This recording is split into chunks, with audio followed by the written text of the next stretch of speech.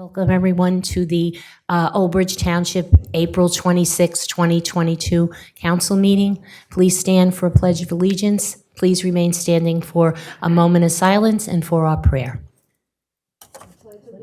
To the flag of the United States of America, to the republic for which it stands, one nation, under God, with liberty and justice for all.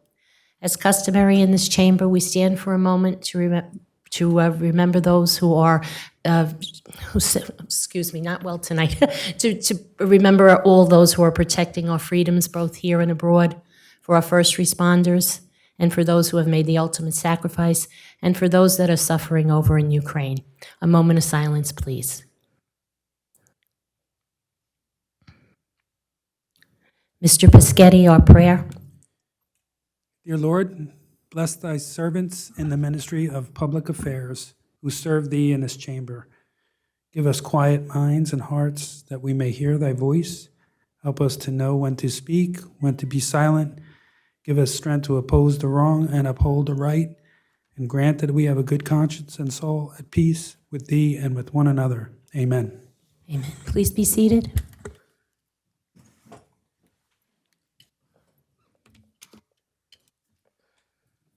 Roll call, Council President. Councilperson DeCaro? Here.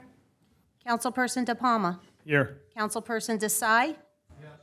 Councilperson Garcia? Here. Councilperson Dr. Greenberg Belli? Here. Councilperson Murphy? Here. Councilperson Paschetti? Here. Councilperson Walker? Here. Council President Sohar? Here. This meeting is being held in conformance with the Open Public Meetings Act. Notice has been given to the newspaper, and notice of the meeting has been posted in public places. Next open public meeting of the council will be held on May 10th, 2022 at 7:30 p.m. Good evening, everyone. First on our agenda is presentations. We will be doing recognition of Junior Knights Hockey. Mayor Henry.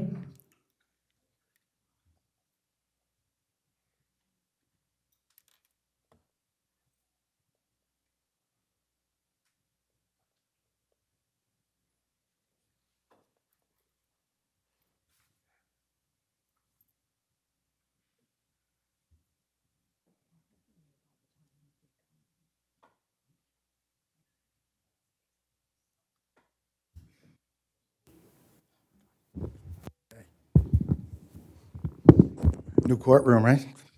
Nothing but the best.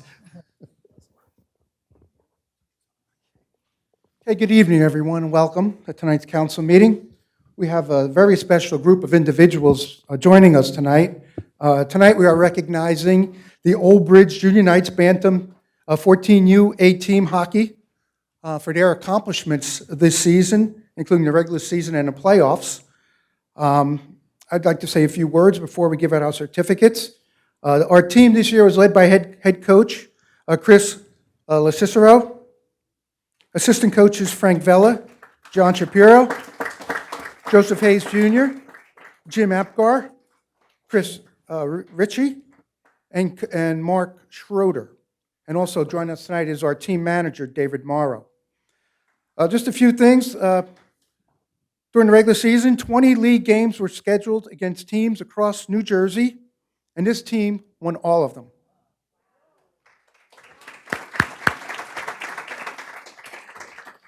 At the end of the regular season, 3 junior knights led the American division in every category.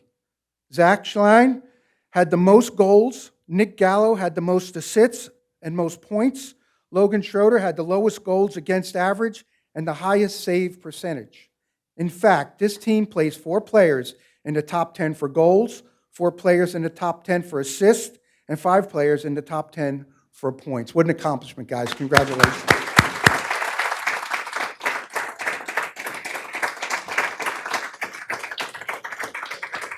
And now, with the regular season over, attention shifted to the playoffs, where the Junior Knights had to face 3 other top teams, and once again, they won every game to get to the championship.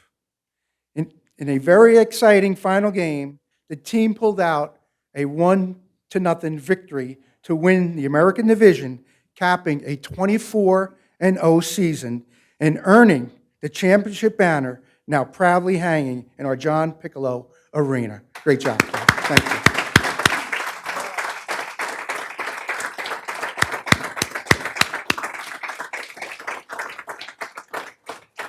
And before we call our team up to give them the certificates, I'd be remiss if I didn't thank everyone who supports the arena, including the council, for funding that. It is certainly a sweet spot where I come from with the hockey. Everyone who works there takes a personal interest in that facility. And I think you can count on the hands in New Jersey the amount of facilities that are owned, operated by a municipality. So it speaks volumes about our community who's willing to, and we're seeing the results, guys, for having that. And what an advantage it is to have home ice, as they say. So I'd like to thank everyone for that. So now I'd like to call the coaches. Please come up to join me at the podium.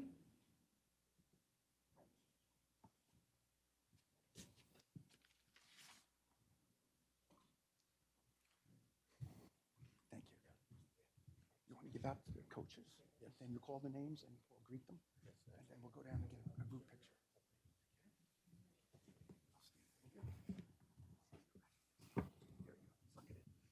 Coach Frank Vella.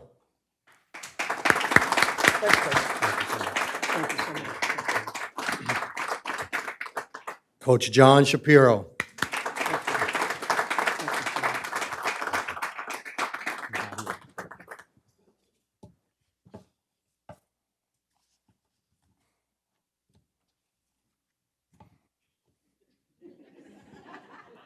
Manager David Morrow.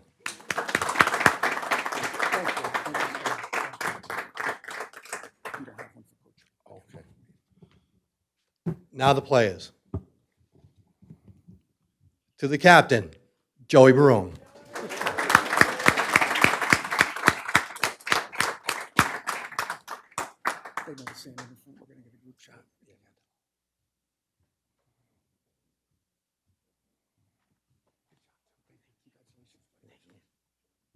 Nick Gallo.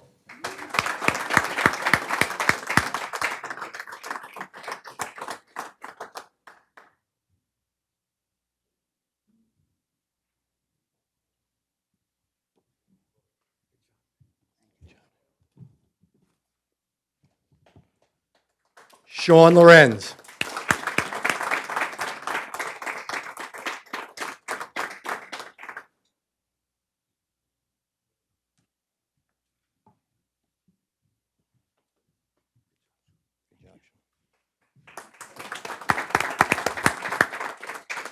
Chase Lynch.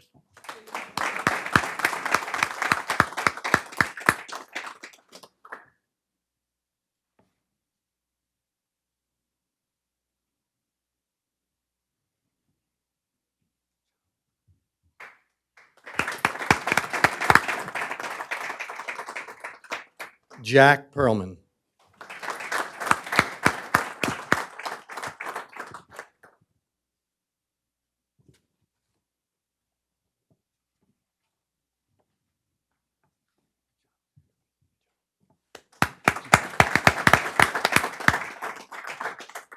Zach Schlein.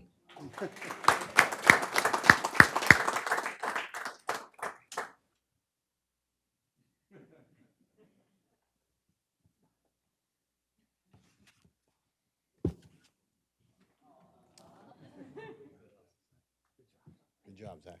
Proud of you. Sammy Shapiro.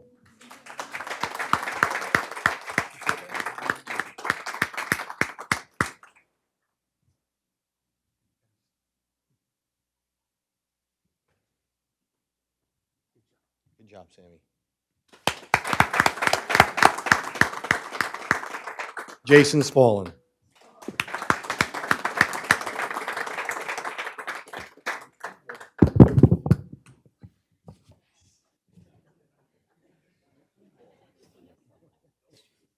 job, Jay. Nick Vella.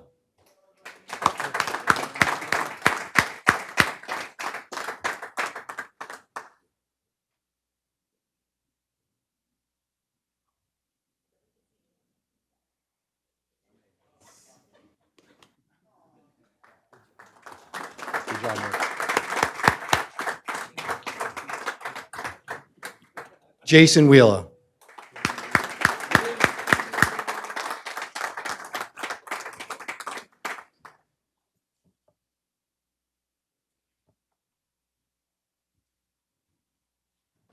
Good job, Jay.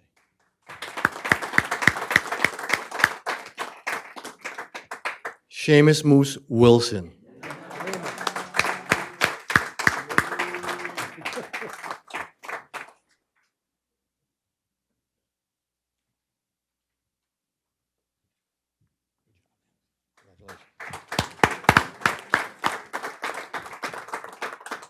And to our goalie, Logan Schroeder.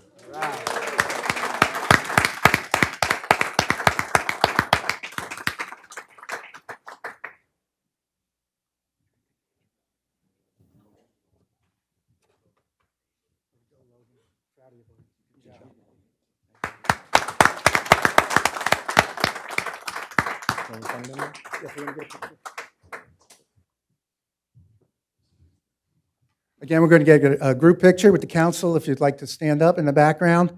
And again, thank you to the organization. Thank you for your coaches for all your time. And to parents, thank you for involving your child in such a great sport. I know the commitment to hockey is tremendous, so thank you.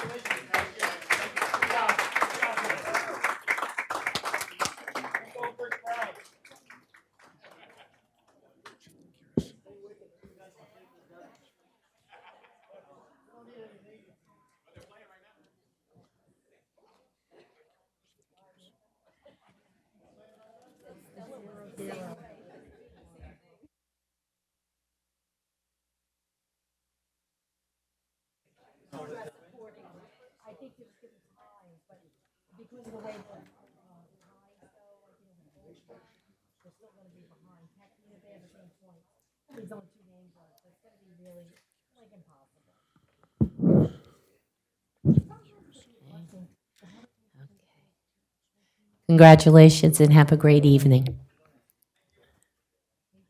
Okay. Good night. Autism. Okay, our next presentation will be declaring April Autism Awareness Month. Mayor Henry? Thank you again, council, residents, everyone watching from home. As we know, April is Autism Awareness Month. And it should be every month, really, but we recognize it here in April. So I have a proclamation I'd like to read. And then I'm going to ask Acting Chief Scott Gumprick to come up and talk a little bit about something that the police did for autism awareness for the month of April. Autism is the fastest growing developmental disability in the United States, affecting the social learning and behavioral skills of more than 3 million people. It is an urgent public health crisis that demands a national response. Autism is a result of a neurological disorder that affects the normal functioning of the human brain. It can affect anyone, regardless of race, ethnicity, gender, or socioeconomic background. Symptoms and characteristics of autism may present themselves in a variety of combinations that can result in significant lifelong impairment of an individual's ability to learn, develop healthy interactive behaviors, and understand verbal as well as nonverbal communication. The effort to address autism continues. Doctors, therapists, and educators can help people with autism overcome or adjust to its challenges and provide early accurate diagnosis, and the resulting appropriate education, intervention, and therapy that are vital to the future growth and development. Ensuring that people living with autism have access to lifelong care and services needed to pursue the full measure of personal happiness and achieve their greatest potential.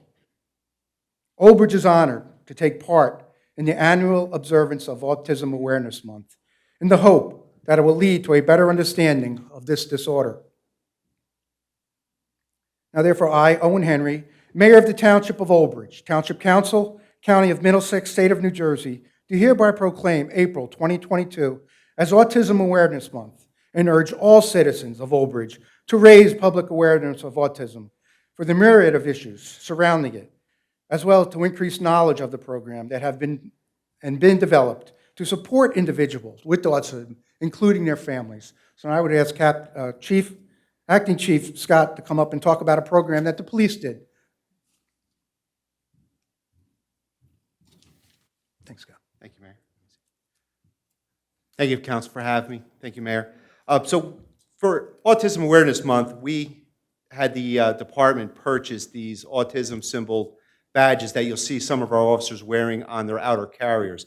We did that in support of individuals who are on the spectrum, their families and friends who love them, and also as a starter to have a conversation if somebody sees that on one of our officers' carriers, to say, you know, what is that about? And we'd say, listen, this is in support of the folks and their families and friends who love them on the autism spectrum, to bring awareness to it. So it's just a little thing that we as the police department can do to help show support and to bring awareness for the month of April because of the autism. We have officers in the department that have family members that are on the spectrum.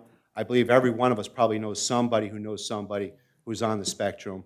It is definitely a tough disease that we see out there. It seems to be growing, and if it's a little thing that we can do as the police department, then that's what we're going to do.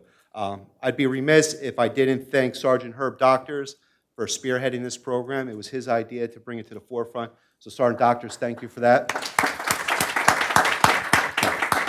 But like I said, these are just programs that we're looking to continue to do to bring awareness, just a little thing that the police department can help out with. But thank you, Mayor. Thank you, Council. And it's so important. We know with policing, with interaction with the public, it's important that our officers know and understand how to deal with people that have autism and that are on the spectrum. So it's very important, and I want to thank the department for all they do. Council, that's all I have. Thank you so much. Thank you very much, Mayor. Okay, next will be a presentation, Lawrence Harbor Community Building.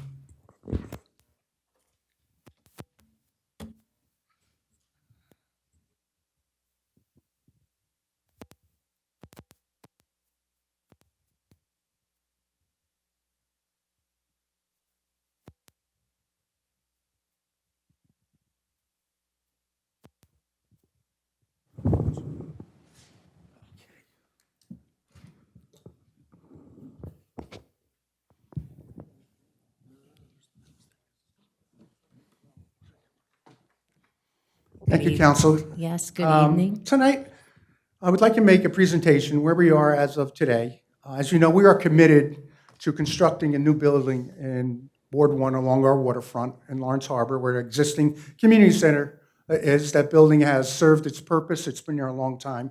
And now it's time for something, I'm going to call it grand, to be constructed. Something that the town has not seen in a long time. I don't remember the last building that's been built, maybe the library, that has been built by the township. So this is a bold project that we're undertaking. We're committed to it. I'm going to ask the council to please support us 100% as we move forward. But we are here in the process now to give you and the council and the community where we are with this structure. So Nicole, please. Thank you. Thank you, Mayor. Thank you, Council, for allowing me to come tonight and present to you just where we're at. You probably heard in our capital budget presentations that we were coming and we were, trying to pursue a building on our waterfront.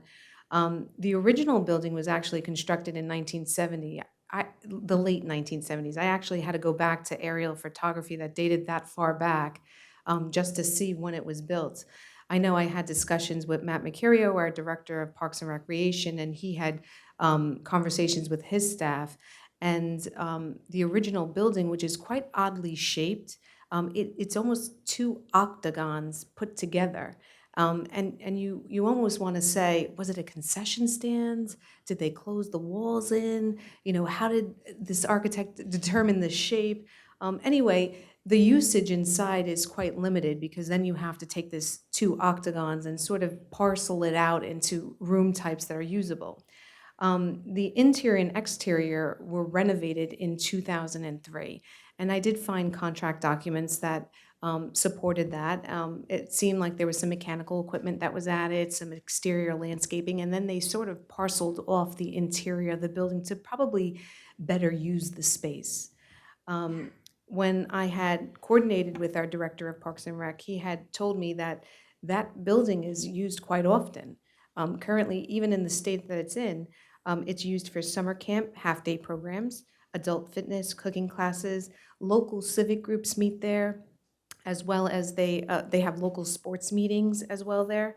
And then the building is used as a staging area when there's events on the beach waterfront for our EMS, for first aid, for police. So it does get used quite often. This is just aerial photography that I had taken offline from 1995 to 2022. And what I did was I highlighted the area of the two octagon buildings that are put together. And this is part of a section called Waterfront Park along Lawrence Parkway, or at the end of Lawrence Parkway. And it's behind the Hoffman Pharmacy. I wanted to highlight, if you see there's an orange dash line around certain perimeter area. And I wanted to highlight that because Vina Savant, our township planner, is going to come back is going to go to the planning board in June. And she's going to present to them a request for an area in need of investigation for this area to see if she could perform a study to see if it's an area in need of redevelopment. And certainly her preliminary investigations have shown that that's a potential. So this building could be the kickoff or the catalyst for an entire redevelopment area. We could set the tone for any redeveloper to come in and then to, certainly, build in this area. Obviously, non-condemnation redevelopment plan coming to the planning board.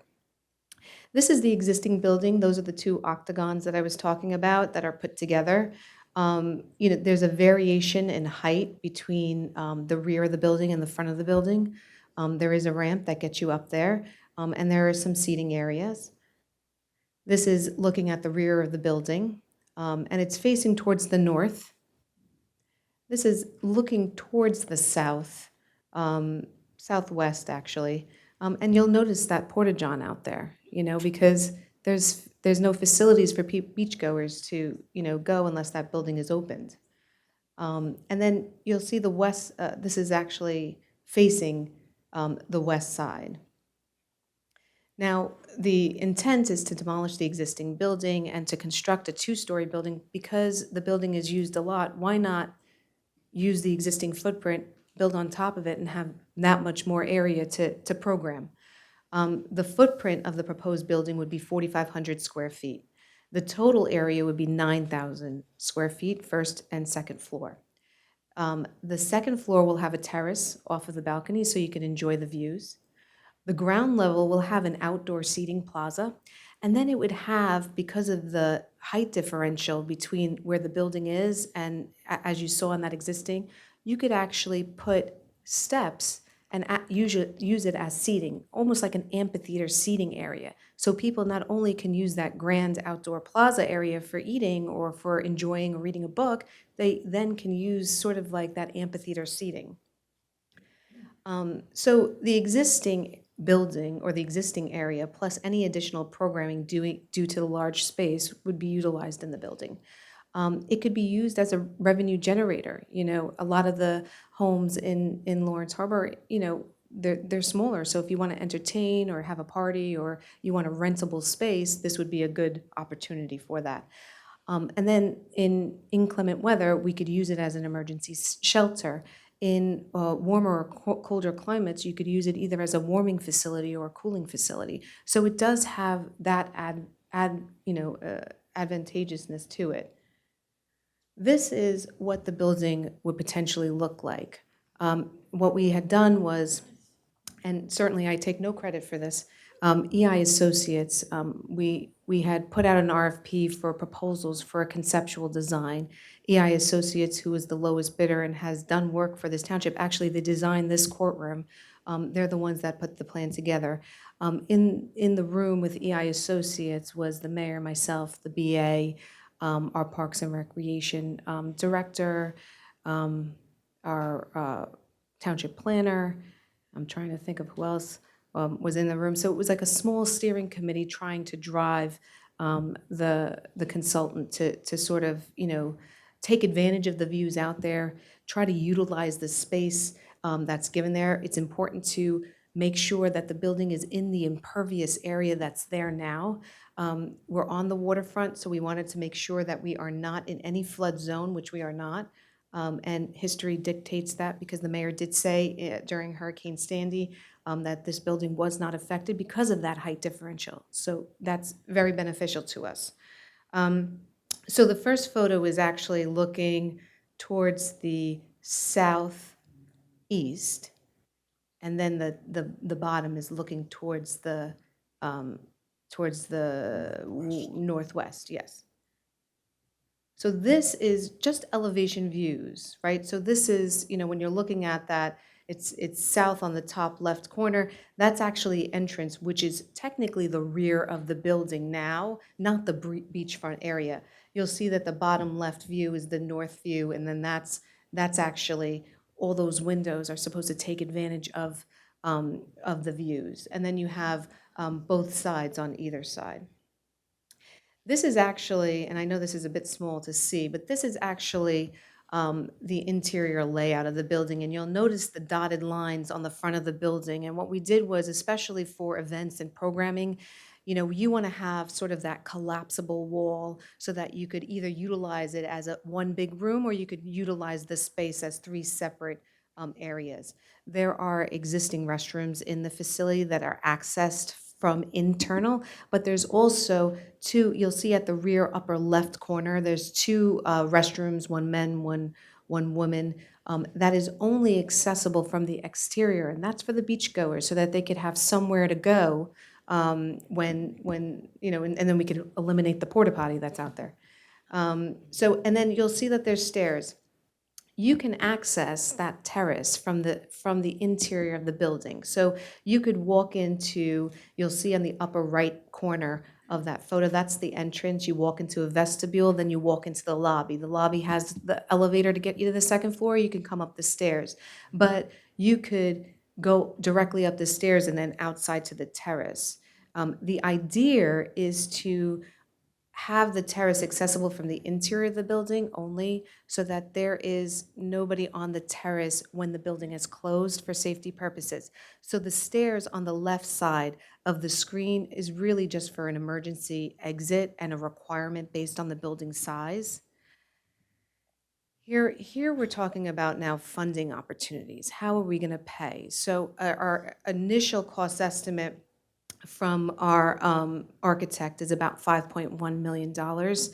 And I say initial preliminary cost estimate because, as you see, prices are going up every single day. So what we might price out today will not be the price in a year from now. But we have the opportunity in our 2022 capital budget to fund $100,000 that can be used for design services. And what we could do is use the rest of the year to take this conceptual design and turn it into bid plans to put out to public bid. Now, we use the remainder of the year to do the design, and then what happens next year? We have to fund the construction. And, I say it all the time, and I think Dawn Swoboda quoted me in the budget meeting, I like to use, and the mayor is always trying to find other people's money. So what happens is fiscal year 2023 appropriation put out a request for community project funding applications. There were requests put out of Congressman Frank Pallone's office, requests put out of Senator Bob Menendez's office, and also Senator Cory Booker's office. We submitted to all three. Currently, as of, I think it was yesterday, Congressman Frank Pallone's office had contacted my office, and we had a discussion. And he had said that, you know, the congressman is looking very favorably on this project, is very excited about it. I asked how many applications has he gotten. He had gotten 70. Of the 70, he passes 15 to a subcommittee. He says that he thinks that this is looking good to be passed on to the subcommittee. And from there, then something gets selected. So I'm hoping that we'll hear some good news. The bad news on that is their budget for last year just got approved in March, but they're looking to push this year. And he said he's hoping to have a budget pushed for 2023 and approved by October of this year. And that's from Frank Pallone's office. But we don't stop there. We have a consultant, Millennium Strategies, who is working with us and trying to find every opportunity that's out there.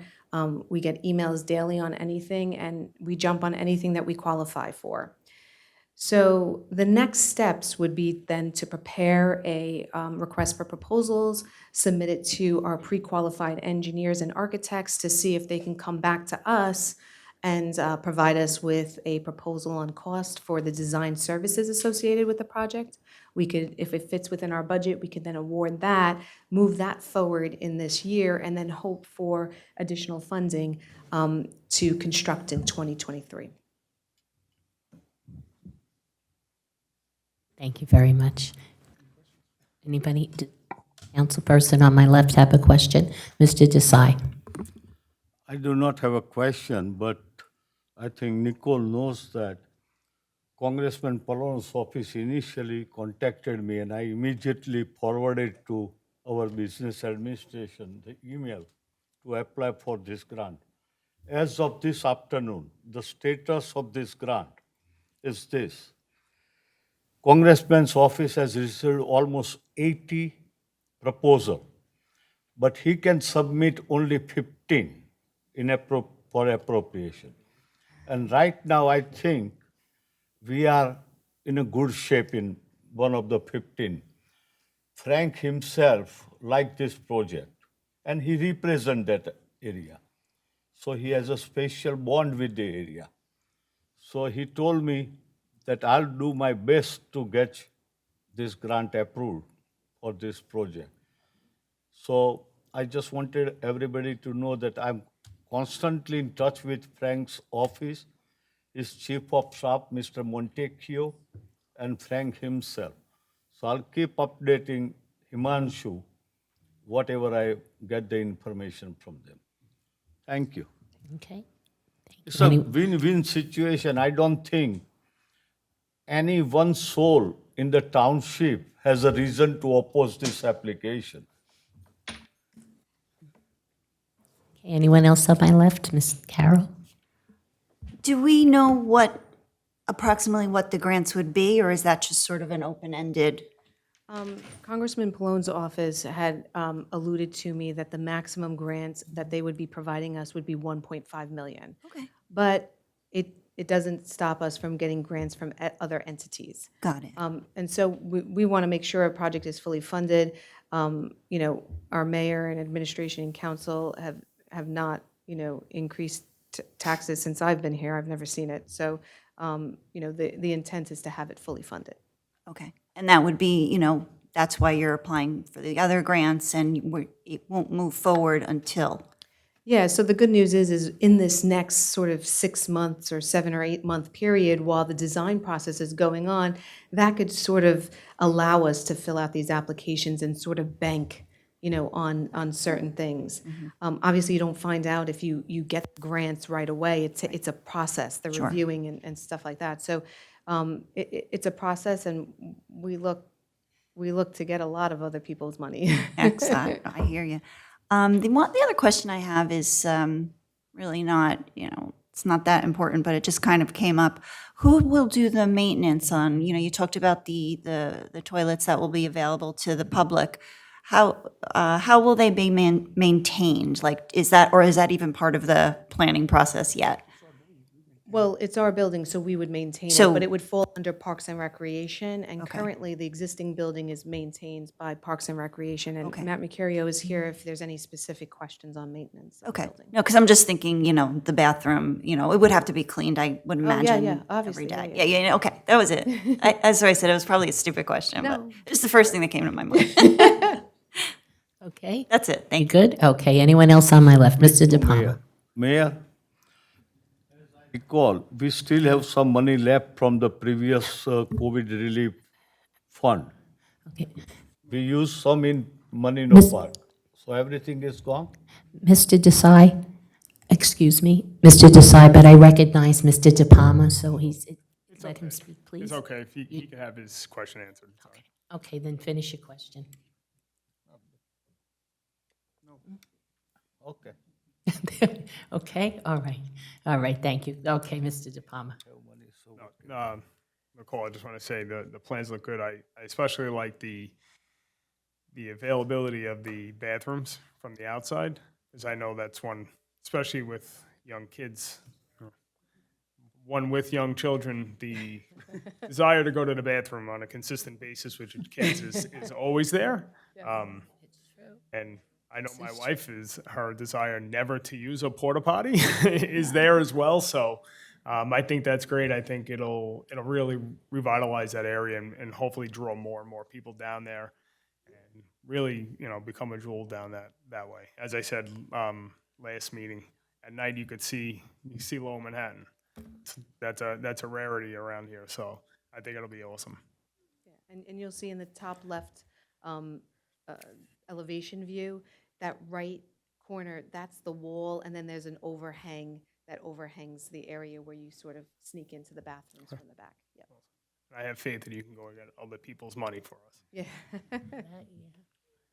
Okay, you good, Mr. Murphy? Yes, I just want to comment, it's a beautiful building, and I think it's going to bring a lot to the township. That's all. Okay, thank you. Anyone on my right? Mr. Garcia? Thank you, President. I want to thank the mayor, Nicole, business administrator, everybody involved in this. Just the idea we're talking about a new building and at the harbor, I think is great. And you saw the picture of the building. It's beautiful. It's a beautiful building. I look so forward to. I know the residents look forward to this building. It's beautiful. So I want to thank you guys for at least even bringing it to everybody's attention. Proposal. I think it's going to be great. So thank you. Okay, Mrs. Walker? Council President, Council Garcia was part of the meetings Yes, also. yes. And I'm sorry, I Yes, don't have a yes. list with me in Yeah, front of he me. said he was. Yes, he enjoyed the meetings. Yep, Mrs. Walker? Yeah, I've been to the existing building many times to meetings there, and like you said, it's like discombobulated, it's a mess in there, and it really could use an overhaul. And this looks beautiful, looking over the bay is gonna be gorgeous. I think it's a great idea. When you say other people's money, I feel it's really our money, and I'm glad to see money coming back to us finally to Ulbridge Yeah, that yeah. we send out all the time, and that we're actually getting some money back. Yeah. Thank you. True, very true. Okay, Mrs. Dr. Greenberg? Yeah, so definitely it is a beautiful site. I hope it comes to fruition, really enhance the area. And I think it will stimulate other positive things in the area also. And I certainly hope that we are considered by the federal government for as much money as we can, because we do send a lot of, New Jersey's one of the few that we send money out all the time and we get such a small percentage back. This is such a viable project. That happens also in the state and also with the county, where sometimes, we're always the last one to hear of anything or get any assistance. So I really hope that it comes together, because it will really be such an asset for the area and for the whole town to enjoy. I can already visualize many positive things there. Thank you. Okay, thank you very much. And again, I'd like to say thank you to, I'm sorry, Tony, I didn't. Yeah, I also want to congratulate you. Very nice project. The current building right now, you can't use it? No, it's being used. It's being used. Okay. So if the state or the federal government can't find the funds for us, is there an alternate plan? Would we maybe go out to the public and start a fundraising thing and, you know, try to raise the money that way? Or would you do a capital project? I'll answer the best I can. We're confident we're going to get some monies from some types of grants. But in the past, when we've had special projects in town, we've also been creative. When a new radio system was required, the ESIP program, we have the ability to go out and get the money. So we are moving forward with this regardless of where the funding comes from. This building will happen. So we will get it done. And as Dr. Greenberg said, it's not only for Lawrence Harbor. This is an attraction for the whole town. All the ward, the people go there when they Ulbridge see a waterfront. facility like this. Right. So the whole town will be involved, and we will get this done. We will fund it if we have to. We will. Okay, thank you very much. Good job. Yep. Thank you very much. Schetti, Yep. also one more thing. When Vina comes in front and designates it as an area in redevelopment, that opens it up for developers to come in. And we could encourage the developers to assist us in the development of this building, so in the nicest way possible. Yeah, I think it's really great. Thank you so much. It was a very good presentation. Thank you. Thanks.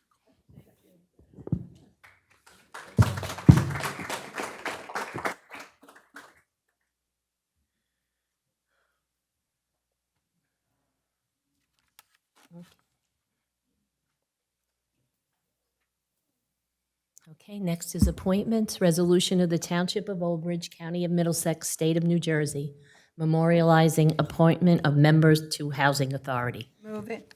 Do I have a motion? Do I have a nominee? Okay, it's not on here. Okay, Catherine Fernbach. Do I have a second? Second. Okay. Second by Mrs. Walker. Roll call. Abstain. Councilperson De Palma? Yes.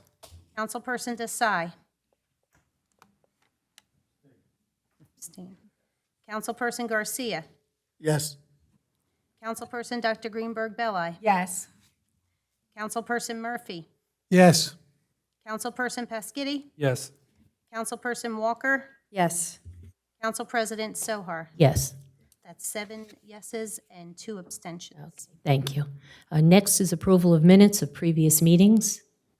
Resolution of the Township of Ulbridge, County of Middlesex, State of New Jersey, approving council minute meetings of January 4th, 2022. Do I have a motion? Move it. Second. Okay, moved by Dr. Greenberg Belli, second by Mr. Pasketty, and this was the reorganization meeting. Councilperson DeCaro? I was not present, so I have to abstain. Councilperson De Palma? Yes. Councilperson Desai? Councilperson Garcia? Yes. Councilperson Dr. Greenberg Belli? Yes. Councilperson Murphy? Yes. Councilperson Paskitty? Yes. Councilperson Walker? Yes. Council President Sohar? Yes. That was 8 yeses and 1 abstention. Okay, next is approval of minutes January 11th, 2022. Do I have a motion? Move it.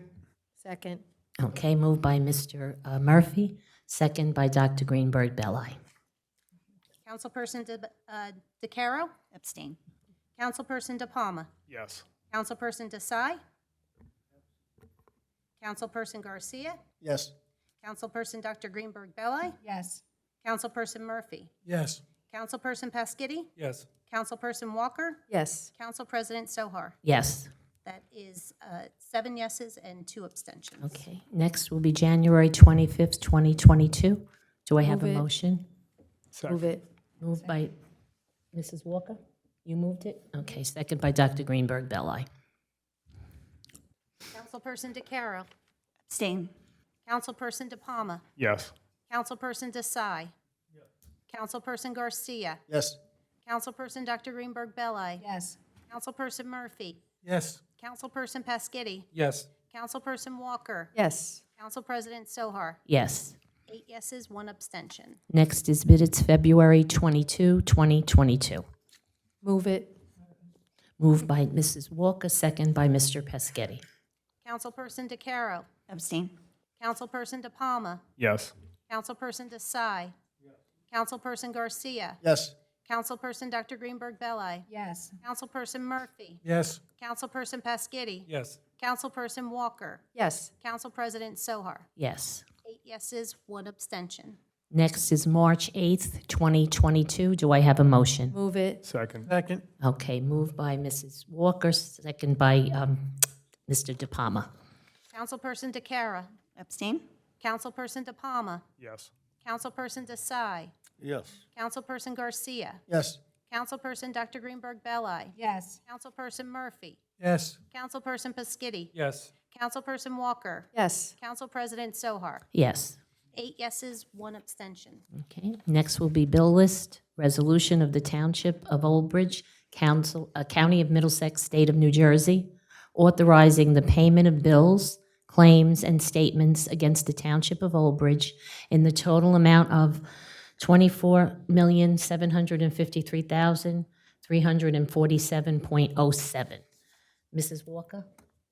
Accounts payable, April 26, 2022, $23,660,604.80. Payroll, April 14, 2022, $1,057,745.47. Payroll overtime, April 14, 2022, $34,996.80. Okay, do I have a motion? Move it. Second.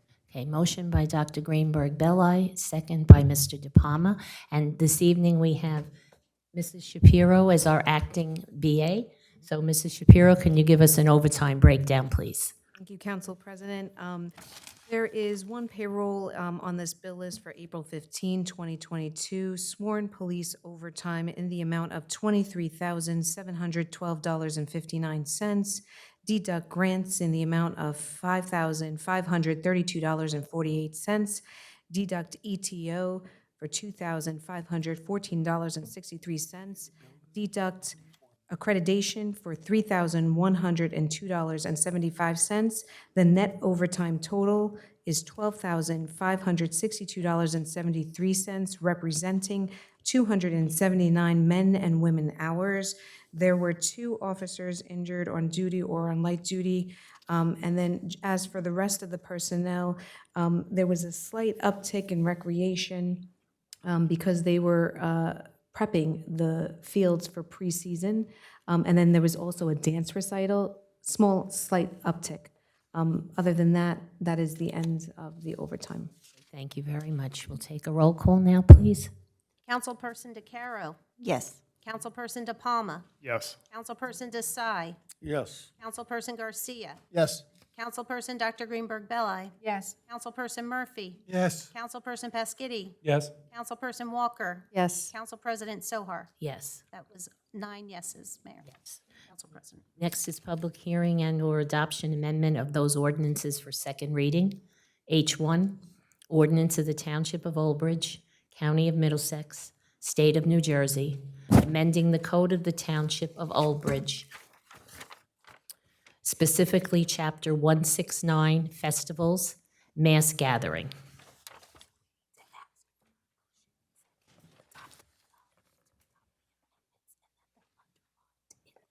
Right.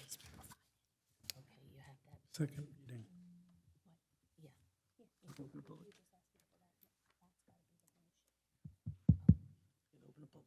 Yeah, that's what I mean. We're going to open it to the public. Does anyone in the public wish to be heard on this ordinance? Madam President, before we do that, there are a couple amendments that are being proposed from the introduced ordinance. Excuse me. If you would note that subsequent to its introduction was realized that there were items in the original ordinance as it exists that were not included because of the E-code version not being updated. So that being said, if you would note that with respect to ordinance 2022-09, there are certain amendments being proposed that do not substantively change the ordinance itself. As I said, most of these amendments basically reflect the code as it currently exists. Specifically, in paragraph 169-1A, as introduced, You see where it says outdoor assembly of, it says 1,000 people. That's going to be reduced to 500, and again, that's how it's currently written. On paragraph C, the number of 1,000 is going to be reduced to 500, and again, that's the way it's currently written. This is a change. The next in that same paragraph, it's, the ordinance reads that for each license, there's a fee of $500 that's going to be allocated between the Township of Ulbridge and the Office of Emergency Management. The administration is recommending that the fee be reduced to $250, and that fee would be paid to the Township directly. In paragraph H, the last sentence is being added. Again, that reflects what's currently in the code. The Township has the authority to waive any fees that may be imposed under this chapter. And then the remainder on paragraph 169-2B3A, the number 125 people in attendance. Again, that reflects the current code provision. And in subparagraph B, that number should be 125 people in attendance, and that reflects the current code provisions. And then the rest are the changes as introduced. So the recommendation would be is that council adopt those amendments, and then to the extent that they consider adopting it, it will be adopted as amendment. As amended. So you want us to Ask for a motion to adopt those amendments. okay. I'll make a motion. Move it. Second. Okay, moved by by Mrs. Walker, second by Mr. De Palma. Councilperson DeCaro. Yes. Councilperson De Palma. Yes. Councilperson Desai. Councilperson Garcia. Yes. Councilperson Dr. Greenberg Belli. Yes. Councilperson Murphy. Yes.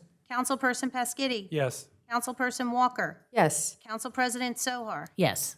I'm sorry, go ahead. That's okay. That was 9 yeses. 9 yes. Okay. Just as a house cleaning matter, just for the clerk, would note that the ordinance will include that the amendments to the introduced ordinance would be italicized, bolded, and underlined, so that the code company gets it this time. Okay. Madam President, now you can continue the public hearing. Yep, now we'll open it up to the public. Is there anyone in the public who wishes to come up and be heard about this ordinance?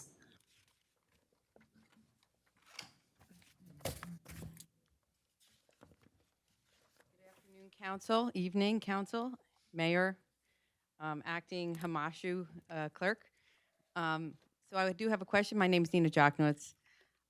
You're lowering the population that will be in attendance in a mass rally from 1,000 to 500? Is that what I heard? It actually, the current code is at 500. Okay, and so I mean, because I know I've been at events at St. Thomas where there's well over 1,000 people. I'm a bit concerned that you guys are lowering it. So by lowering it, it means more people would be required to make the application for the permit. What does that mean? I don't understand. More people would be required to make the So application? the threshold for the threshold of the attendees that require an applicant to apply is at 500 as opposed to 1,000. So if you're going to have So if you have 500 people, you have one application, you have 1,000 people, you have another application. No. Is that what you're saying? No. What I'm saying is before, at 1,000 and above, you had to apply. Now it's at 500 and above, you have to apply. And you're going to, so people have to apply now. So let me get this straight. So instead of having the 1,000 as the minimum, right, you've dropped it to 500, which you're saying is some rule elsewhere. So you're just standardizing. Is that what you're Correct. trying to say? What I'm saying is that we amended this ordinance last year. In the amended ordinance, the number was reduced at that time to 500. And then a $250 application fee instead of a $500 application fee. And that fee can be waived. It can. And who makes the decisions on who gets? Council makes that decision. Okay, so in other words, you know, if it behooves the council for an event, they would support the waiving of a fee, whereas if they don't behoove the event. Well, I don't know. So if it how do we behoo- find I don't out usually- publicly? I don't know. I use if the it word behoo- behoove. I don't know what other way. Can I talk? Sorry. That's right. So it's not a matter of behooving the event. sometimes there are some not-for-profits that, on occasion, the application fee may be a burden. So they can make the request, but the township, obviously, the council doesn't have to grant that. And that's not uncommon, because even without the provision for fees, we have other provisions in our code that allows for the waiver of certain fees for certain non-for-profit entities that otherwise Brilliant. would apply. I appreciate you clarifying it. I do have one question about the building that you guys are proposing, the $5 million building, and But I that think wouldn't be at this. I know, I just want to say, where's the parking? But I think again, it's a that won't fabulous be- thing. Again, so you can come Okay, back. I'll if come general back and comments. ask that. Thank you very That's much. okay. Thank you. Is there anyone else from the public who wishes to be heard? Seeing no hands, I'll close the public portion. Oh, you want to comment? Yeah, the public portion. The main reason we changed this mass gathering, we had a committee last year, it was because of safety. This made gatherings much safer. Now people are required to have more personnel there for protection, like EMTs, things like that. So it was really for safety that we did this. Yeah, she's absolutely So right. that's why it was brought to our attention by the OEM, that's the Office of Emergency Management, because they had looked at the ordinance and they felt it really needed some tweaking. It wasn't safe and to align it with other towns, and that's why we had gotten a committee together. And we think it makes it much safer now, the mass gatherings. Okay, you good? Okay, so then if anyone else from council, Mr. Desai?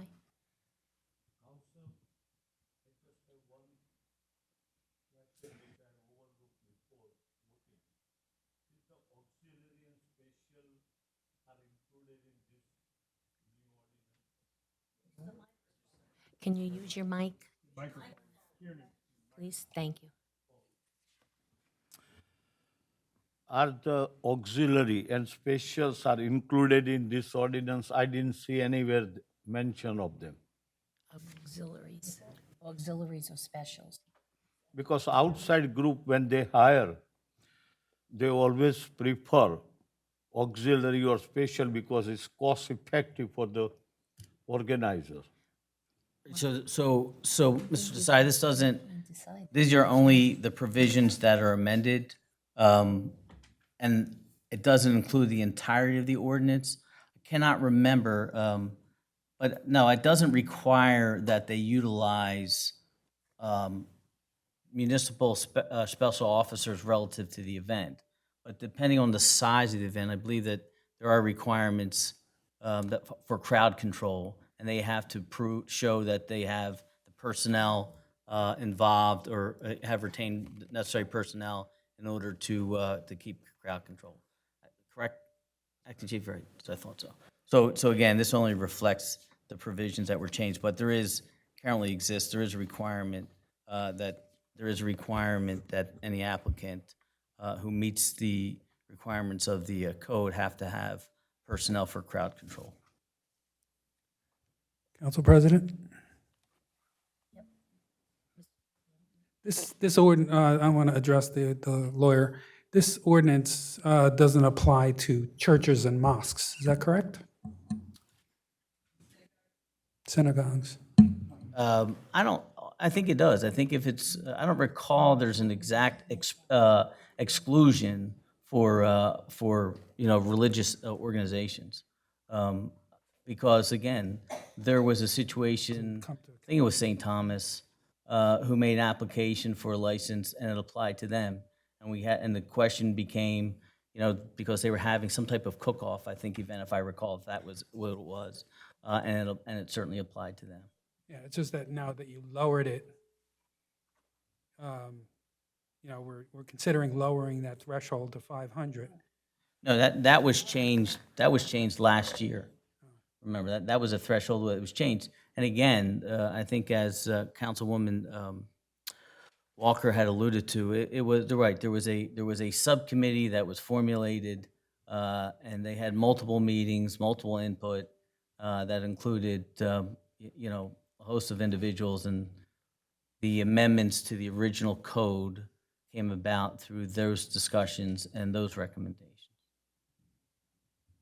So a church or a synagogue or a mosque that had over 500 people would have to apply? Correct. I mean, their regular services. No, that's not. no, this- no, That doesn't apply to church services. Mass gatherings are defined as events in the code, but it doesn't apply. Doesn't apply to sanctuaries. Right, And for those types of if a gatherings. church or any house of worship holds 1,500 people, Yeah, that, right. they can have 1,500 Right, people in it. that's So not- it's out above and beyond the normal course of doing business. The Board of Ed can have football games without applying for mass Right, again, mass assembly. most instances it applies to racetrack, Englishtown. I mean, because of the mud, the runs that they would have, but it doesn't apply to churches when people come for services. I mean, if that's what you're talking about, I misunderstood it. Heck, I think any church would hope that they would get at least 500 people that are service now. Anyone else on the left? No. On the right, left, nobody? Okay. I'll just close it also by saying that I was on that committee with Mrs. Walker and several other entities in the OEM. And it's not being done for any other reason than for safety and to make it standardized and easier for people who apply. Because we wanted everything to be just very organized, so you know what you have to have, at what threshold things, trigger an additional ambulance and so on. And it did take a lot of time because, that ordinance had been from when, back in the late 70s? So things have changed a lot. And we wanted, the OEM came to us and they said, we really have concerns. We want to make sure that people understand what they're doing when they take out this ordinance and this application, and we think the threshold of people have to change. But it wasn't done for any other reason but safety. We have a motion? I'll move it. Okay. Moved by Mrs. Walker and second by Dr. Greenberg Belli. DeCaro. Yes. Councilperson DePalma. Yes. Councilperson Desai. Yes. Councilperson Garcia. Yes. Councilperson Dr. Greenberg Belli. Yes. Councilperson Murphy. Yes. Councilperson Paskiddy. Yes. Councilperson Walker. Yes. Council President Sohar. Yes. That was unanimous. Okay. We do not have any ordinances for first reading. I'm sorry. Oh, my goodness, I better go home. Okay. H2, ordinance for the Township of Ulbridge, County of Middlesex, State of New Jersey, amending Chapter 5, Administration of Government, Article 13, Department of Police, Section 5-109, extra duty assignments. So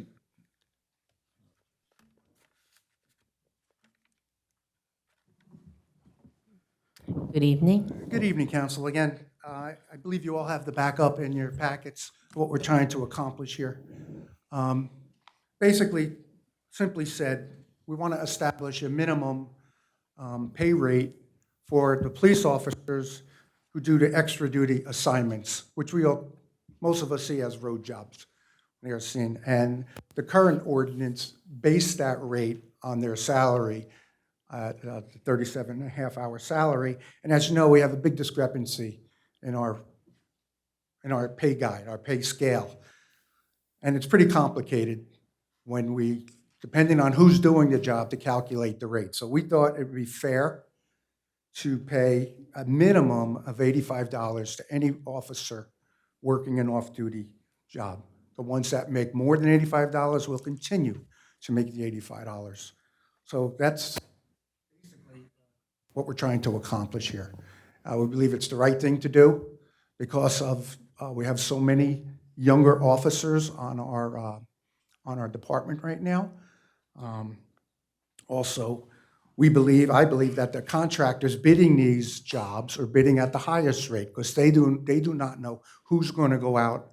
Is it going to be our first-year officer or is it going to be our 23-year officer? Which one is going to be there? So they always, as any contractor would do, you always bid the higher rate.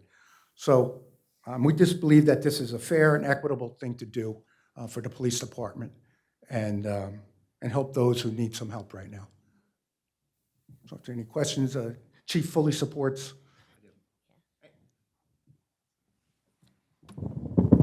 Anything we can do to help our officers, I'm all for supporting that. So that's my position, and that's where I think we need to be. And I thank the mayor thank the business administrator and the council for even putting this ordinance forward to help our officers. Thank you. Does anyone on my left have a question for Mr. De I mean, Palma? can we open up the whole public hearing first? Oh, you want to do it that way? Okay. Yes, that's the way you're supposed to do it, but anyway. Can we open it up to the public, please? Open the Anyone, public hearing. anyone who would like to be wished to be Before we heard? do that, Oh.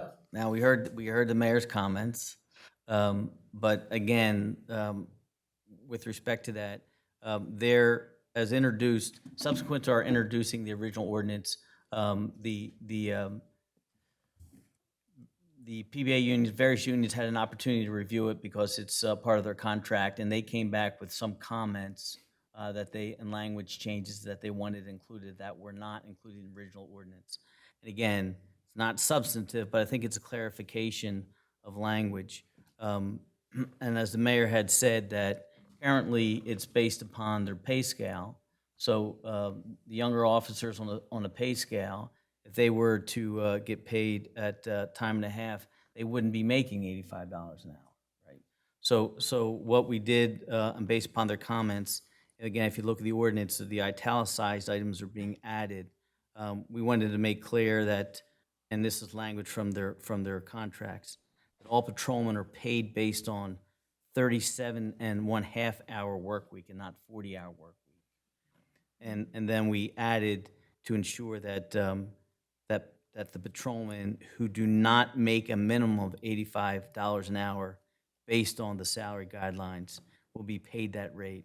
So the language, do not make a minimum of $85 an hour, has been included, and the language have not reached the final step has been struck.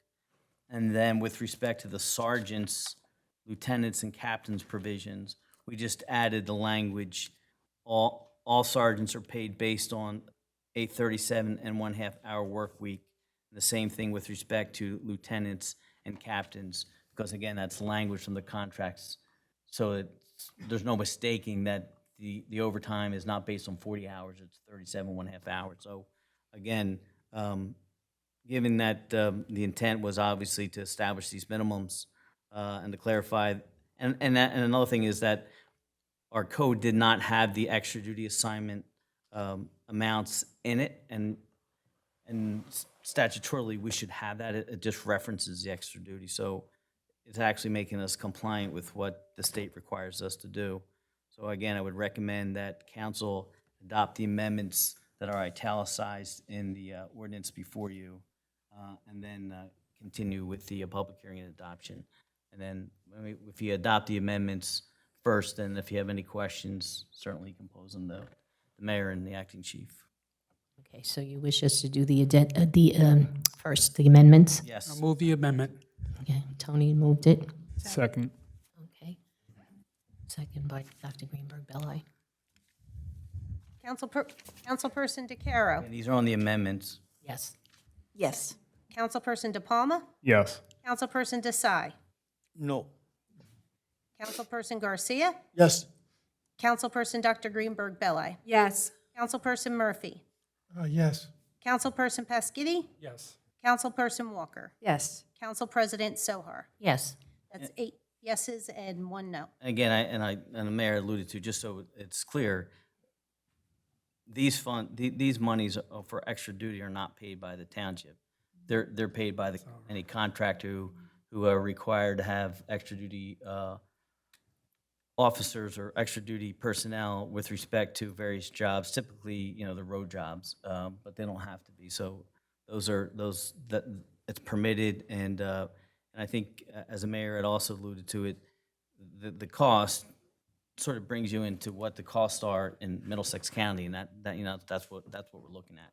So it's nothing that's unreasonable. It's nothing that's extraordinary. I think it just helps to bring the younger officers up to what's standard. Thank you, Madam President. You can continue with the public. Okay, now we'll open it to the public. Does anyone in the public wish to be heard on this ordinance? No, you don't. Excuse me. I have two questions. First of all, are the officers going to all be paid so for instance, I'm a little confused by this. So if I'm an officer, you guys can explain this one to me, and I'm put into the duty, I'll be getting $85 an hour. Is that correct? If you are not, I'm just no, saying, it's not correct. I'm the low paid, I'm the first Right. year So guy in. if you're not, at least, if your overtime rate is not at least $85 an hour, you'll get paid $85 So an you're hour. paid overtime to work these jobs, whether or not you have overtime or not. Is that what's in the contract? No. Okay, so let me then ask the second question. If I've got 20 hours on the books, and then I get thrown onto the road work job, let me just, hear me out. And then I work 20 hours on that, and now I've got 3 hours overtime, or 3.5 hours overtime at $85. So most of my time is paid at $26,000 a year, or $52 an hour, instead of the 85. And I'm now put on that. The township is now inheriting the additional 20 hours of $35 No. over. The time worked on extra duty time does not count towards their regularly scheduled time. So they'll have 30. Council, this is completely different. This is not overtime. Right. It's the rate. And that is done, we have a process, these extra duty jobs, there's a list that's maintained, and they work down the list, and it's a rotating list. If acting chief needs somebody on overtime, it does not apply. They will be paid their 37 and a half hour. Any overtime. extra duty work does That's not. nothing to do with overtime. Does not get counted towards the regularly scheduled time. If I may, outside employment is a voluntary assignment. So officers do not have to sign up for outside employment. That's a voluntary assignment. We have officers that will never take outside employment. I understand that. I'm just trying to figure out how the system is worked out. I'm just trying to understand it because it's a little confusing the way you put it together All this ordinance does is establish the rate for everybody to be equal. to establish the rate that third-party vendors have to pay any officer that they utilize for extra duty pay. Yeah, That's I what it understand does. that. So any officer that's utilized, whether they came in first year, $26,000 a year, or the $85,000 base pay or $120,000, they're paid $85 an hour, right? Is that No. correct? So no matter what, they're paid that, or is it the $120,000 a year person, or $150,000 a year person, which is $75 an hour? It's actually, that's pretty high actually, because $85 an hour comes to $190,000 a year, right? Rate? So again, that's what you propose is not correct. I mean, the ordinance I'm states. just trying to understand this. All right, so if you listen, the minimum amount for any officer who does not make at least $85 an hour, based upon the salary schedule, will make $85 an hour. Any officer, and that's based upon time and a half, any Understood. officer who makes more than $85 an hour for extra duty pay will get paid that rate that they make on the salary schedule. Okay, so in other words, they're going to be paid, so if somebody makes more than $85 an hour on a standard rate, they're still getting their time and a half, even though this is not a time and a half type job, right?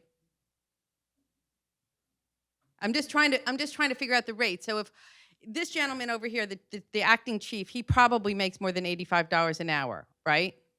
I don't know what his Well, salary is, I'm just saying so I don't- estimated. So if he's working it, he's going to be paid more money per hour. Sorry, Owen, for making it uncomfortable for you. I apologize. Mr. Mayor. Excuse so me. you're I'm not cons- uncomfortable, I'm just, I guess, a little That- taken back by the lack of knowledge being displayed in this room. Stop. What don't you understand? I'm sorry. So again, that's any officer who would make more than $85 an hour based on their salary schedule, and that's at time and a half. Their rate is Whatever it time, was. right? A time and a half of their rate, whatever it was. So now I'm a contractor. Let's get to the contractors. Contractors, no, I'm just trying to understand it because it sounds But like. that is the current rate now. I totally understand. The only rate that is being changed is for those younger officers to bring them up to a competitive rate. I totally understand. So you're bringing the younger officers up to a competitive rate. The other officers, because as everybody discussed, it's a rotating schedule, and I'm not going to say random, but it's rotating, voluntary rotating schedule. And that's super brilliant, by the way. Thank you very much. That's super great. But that means that a contractor is paying out an $85 rate, and they may be actually paying out more per hour, so our township is still covering the difference. Is that correct? No.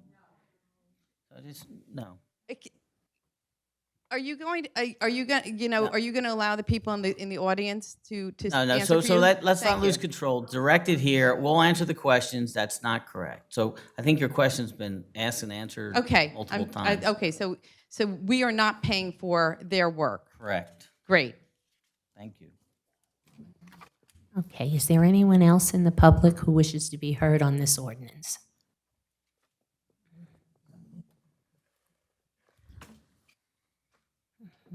Good evening. Good evening. My name is Patricia Testaverde. I'd like to know why Councilman Desai voted no on this.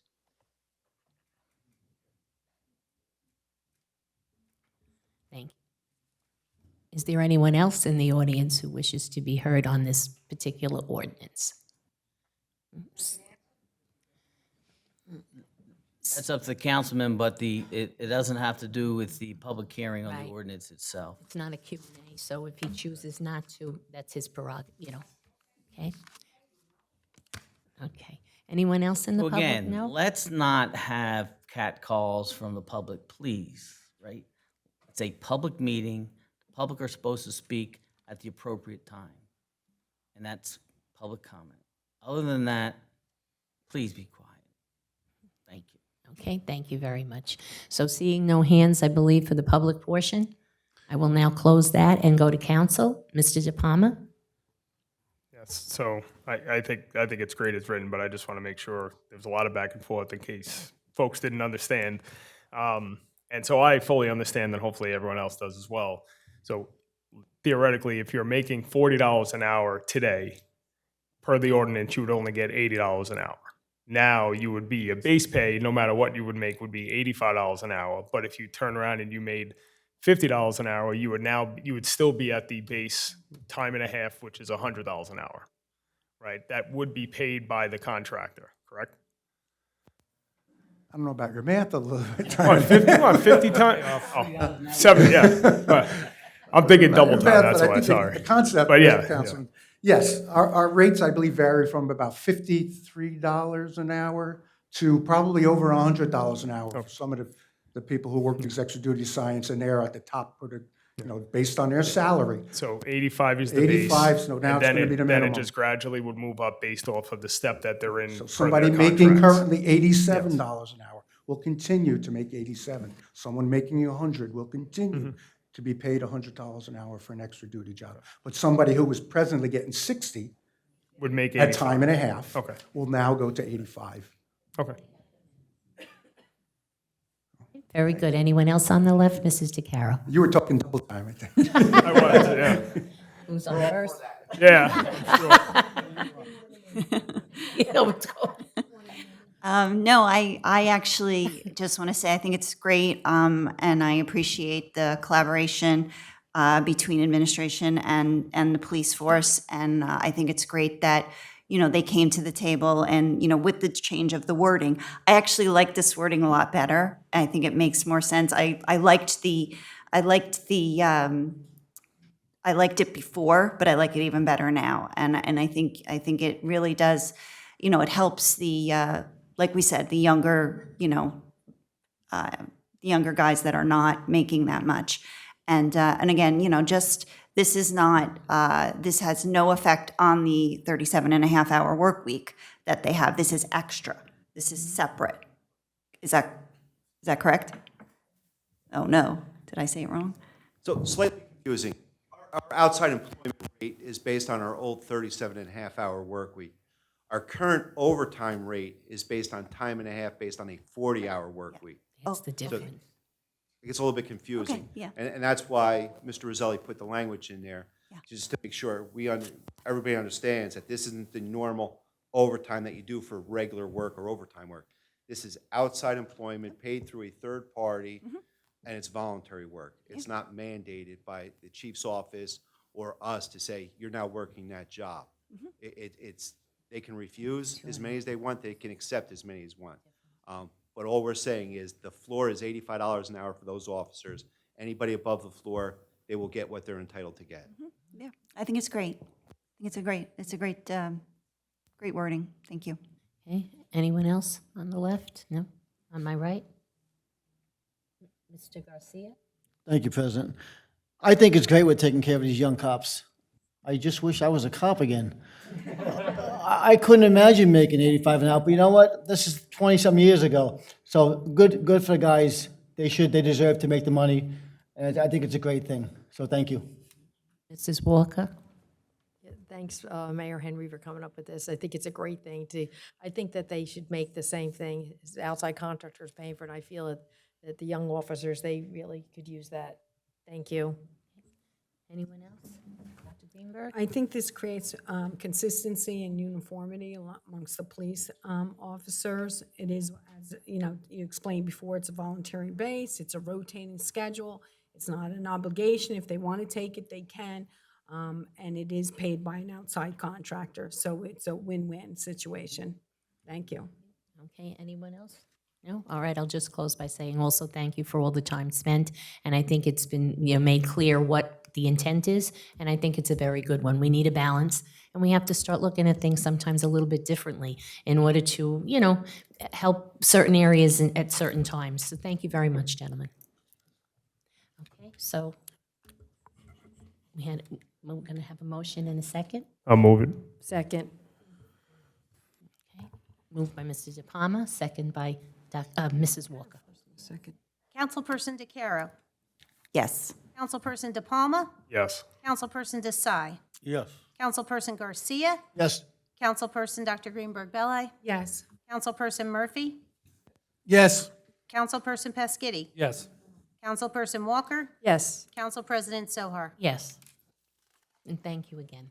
Thank you, council. I didn't think it was going to get that complicated. No worries, But, we're all good to go. No good deed will go unpunished. Thank you. Next meeting, we're going to have math lessons. Thank you, Chief. Okay. All right, so there is no ordinances for first reading. There are no discussion ordinances this evening. So we'll go on to the consent agenda. I would like a motion in a second, and then I'll come back to each council person for separations. Move it. Second. Move it. A move by Second. Mrs. Walker, second by Mr. Murphy. By Mr. Murphy, you said? Yeah. Councilperson DeCaro, any items for separation? C6? Councilperson De Palma. C9. Councilperson Desai.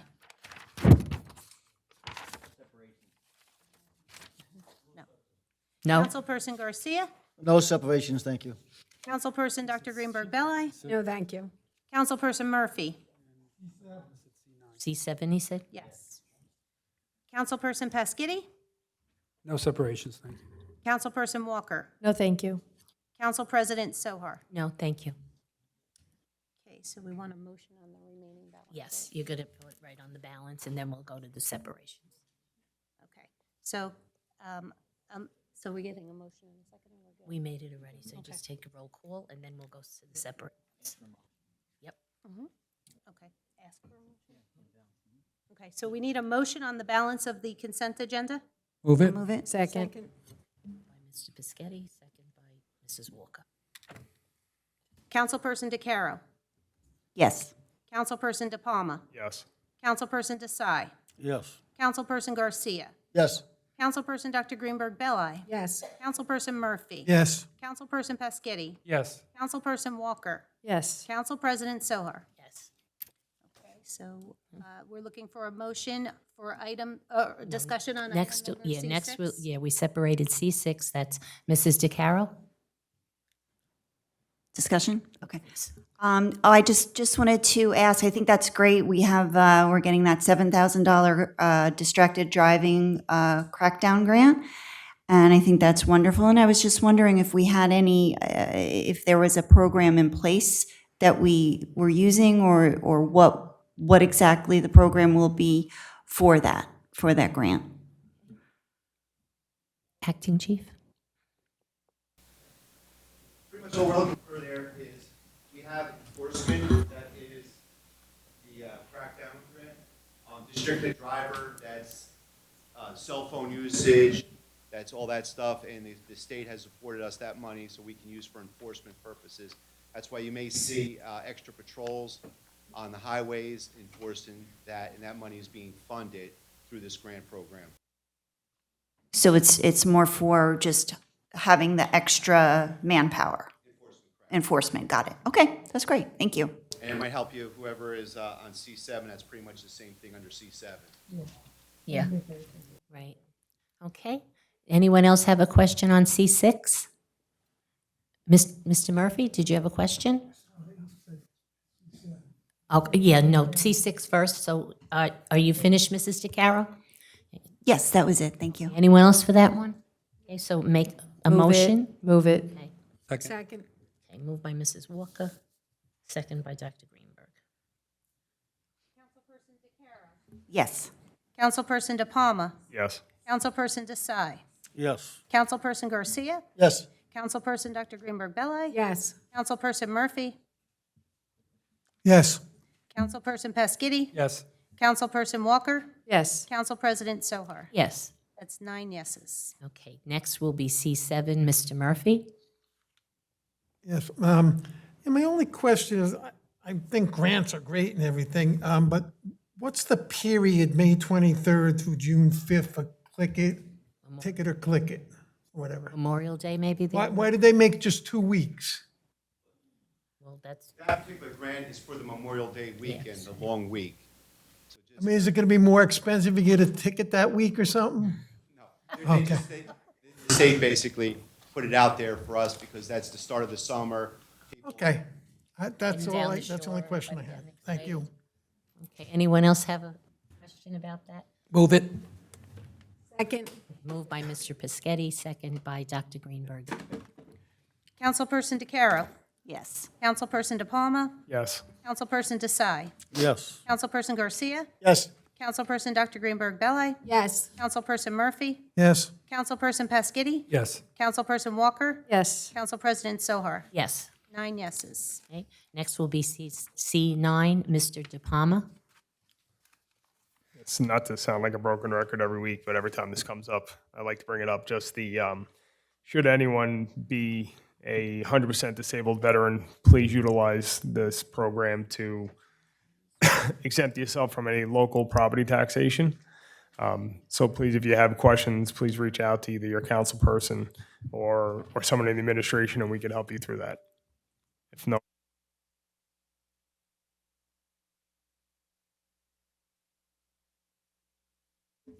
Second by Dr. Greenberg. Councilperson DeCaro. Yes. Councilperson De Palma. Yes. Councilperson Desai. Yes. Councilperson Garcia. Yes. Councilperson Dr. Greenberg Belli. Yes. Councilperson Murphy. Yes. Councilperson Pasquitti. Yes. Councilperson Walker. Yes. Council President Sohar. Yes. 9 yeses. Okay, next will be report of the Township Clerk. No report. Okay, Township Attorney. Nothing to report, Madam President. Okay, and this evening, our administrative report by Mrs. Shapiro. Thank you, Council President. Tonight's administrative report is dated April 26, 2022. The first item is second quarter tax payments. The Township Division of Tax Collection will be opened Monday through Friday between the hours of 8 a.m. and 5 p.m. during the second quarter tax collection period. They will also be open between 9 a.m. and 1 p.m. on Saturday, May 7th, and between 8 a.m. and 7 p.m. on Tuesday, May 10th. May 10th is the last day to pay taxes without interest or penalties. Payments received after this date will accrue interest back to the statutory due date of May 1st. For additional information, residents should contact the Division of Tax Collection at 732-721-5600, extension 2999. Spring Valley Road Culvert Extension. On April 13th at 11:30 a.m., 11 bids were received, open, and read in public for the Spring Valley Road culvert improvements. Contract 2022-38. Construction includes widening of the section of Spring Valley roadway to accommodate two 11-foot lanes in the vicinity of the 48-inch RCP culvert. Additionally, the culvert underneath this section of Spring Valley Road is proposed to be extended and stabilized with riprap. Drainage inlets and RCP storm pipes are also proposed to alleviate drainage along this section of Spring Valley Road. Award of this contract is included on tonight's consent agenda with construction scheduled for summer 2022. Ulbridge Manawan Road, County Route 516, bridge over Lake Efforts. The County of Middlesex and County of Monmouth are reminding residents to please view the recommended bridge improvements and provide written comments on the Ulbridge Manawan Road Bridge over Lake Efforts by this Friday, April 29th, if interested. Public Information Center Meeting Number 2 presentation recording and slides are available for viewing by selecting Get Involved from the main menu on the Bridge Study website, which is www.cr516bridgeoverlakeefforts.com. Other bridge study information and documents are available to view on the project website. Written comments on the conceptual alternative and the recommended PPA will be accepted through close of public comment period, which ends on Friday, April 29th. Comments and questions may be submitted by email to County Route 516 Bridge over Lake Efforts at gmail.com or by fax at 732-745-8858 or 732-431-7765. 2022 CDBG Annual Action Plan. The Township of Ulbridge has prepared a draft 2022 Annual Action Plan for CDBG programs in accordance with the federal regulations. The 2022 Draft Annual Action Plan is available during the period of April 15th, 2022 through May 15, 2022 for the review and comments. Citizens may submit their comments through the mail, telephone, or in person, Monday to Friday, 8:30 a.m. to 4 p.m. Comments will be received until May 15. Comments submitted by mail should be addressed to Himanshu R. Shaw, Business Administrator, Township of Ulbridge, 1 Ulbridge Plaza, Ulbridge, New Jersey, 08857.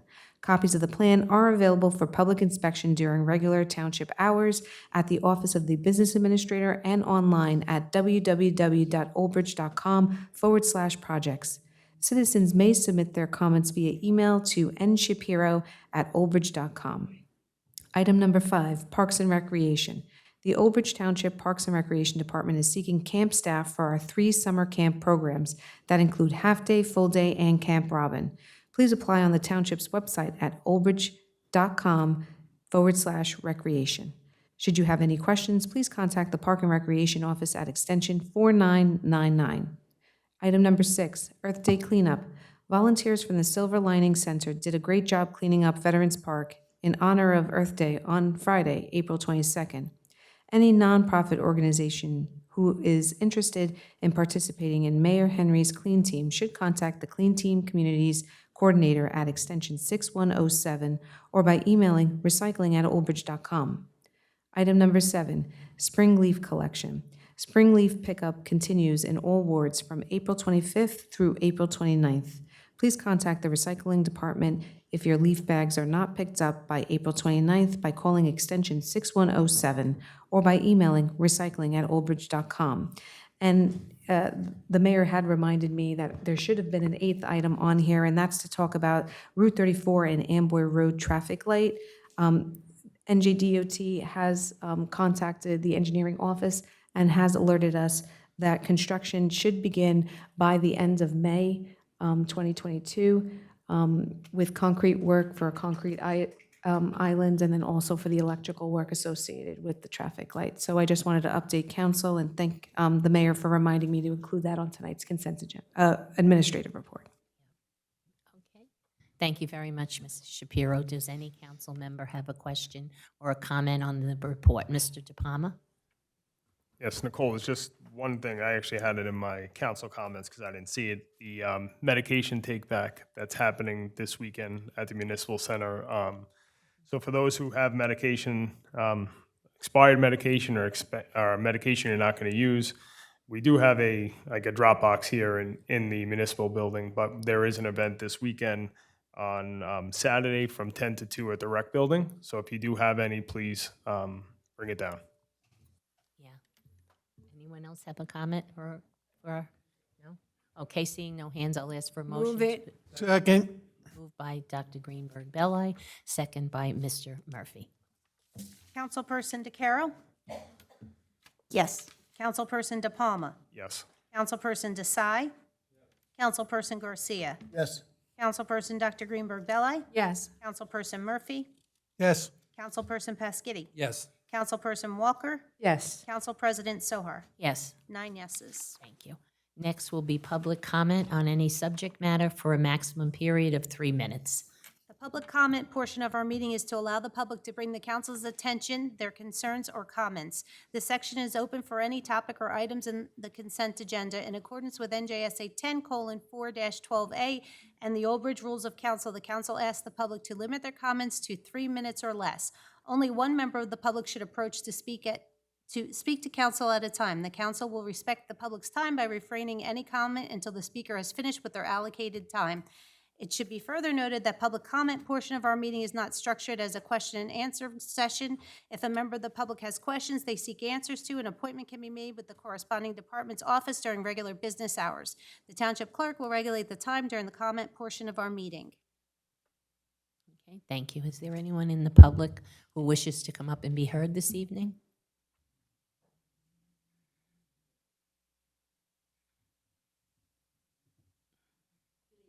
Good evening. Is her, Can you hear me? Yeah.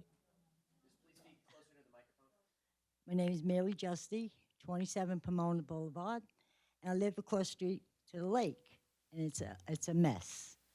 And all I ask is it could be looked into, see what can be done. Thank you. so noted. Okay. All right. Thank you very much.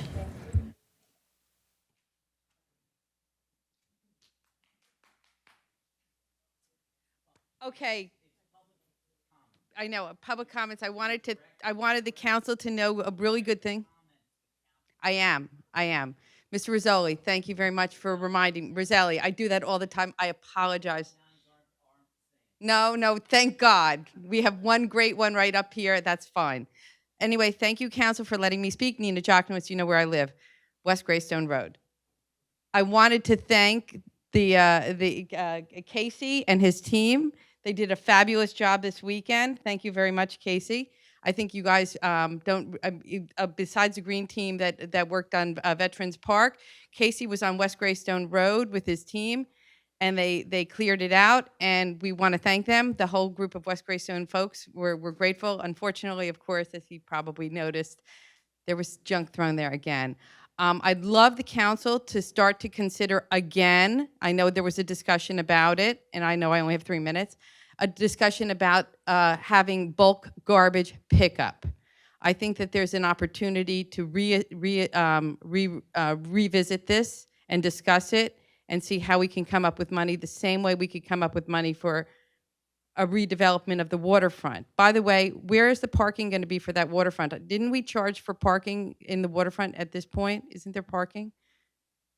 Anyway, just my few 3 minutes. Thank you very much. Casey, your team did a fabulous job as always, and we appreciate it. Thank you.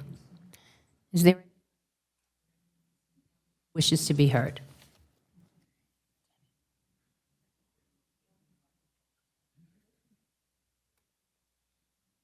Good evening. My name is Patricia Testaverde. I'm here tonight. I'm actually a little upset.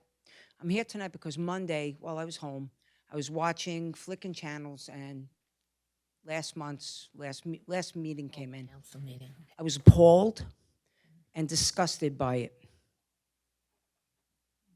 You're right, Councilman, Mr. Roselli. Everybody should give everybody respect. No, everybody should give everyone respect, and it was disgusting. And it's not the first time I heard Councilman Murphy, I don't want to know about your family. I don't want to know your personal feelings about somebody else. I want this committee to do what we pay you for. And I hate to say that. I worked for a municipality, and I hated when the public said that to me. It was disgusting what I saw last time. And that's what compelled me to come here tonight. I was in the comfort of my own home. And I hope the mic doesn't get cut off, because Mr. Garcia, I didn't even hear him defending himself, but that's no here nor there. Also, when we're talking about deception, I live in Ward 4, and Councilman DeCarroll, I read numerous times in the past that property was sold, and you signed off on it. And now I'm getting flyers that you're appalled about, and you don't agree with warehouses. So we got to stop this with each other. Keep your personal stuff amongst, personal, and not bring it here to the forum. And that's all I have to say. It was my concern, and as a taxpayer, I want the business, which you normally do wonderfully. But I've been here a few more times in the past, and I've personally witnessed Councilman Murphy, talk about things that don't pertain here. So I appreciate it. I appreciate the work you all do. I look forward to help you. I'll help you. You need my assistance, I'll help you. I was asked, are you going to work the polls? Absolutely. I'm here to volunteer and help. But you guys gotta, step it up a little. You gotta work together. You're working for us. We're relying on you. That's what we're doing. Okay, we elected you here, and we're relying on you to do the job. And I want to thank you for the building and everything else you've been doing, in the past. I do, from my heart. Thank you. Thank you so much. Okay, thank you very much. Is there anyone else in the public who wishes to come up and be heard? Seeing no hands, I will close public portion. And we'll now go to council comment.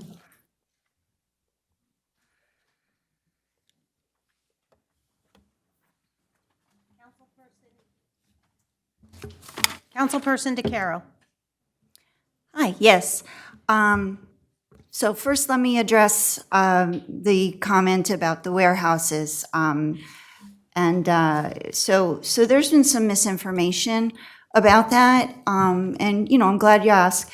So on the Board of Ed, I don't know if you're aware, but we have been classified for the last few years as an S2 district, which means that we were getting a certain amount of state aid, but our enrollment numbers were going down, and there was a state funding formula that what happened was the administration down in Trenton was not really applying the school funding formula to the districts that are now designated as the S2 districts. What they were doing was they knew that we were going down in enrollment, so they knew that there was extra aid that they were giving us, but they didn't want to take away what they were already giving because we were functioning with it, right?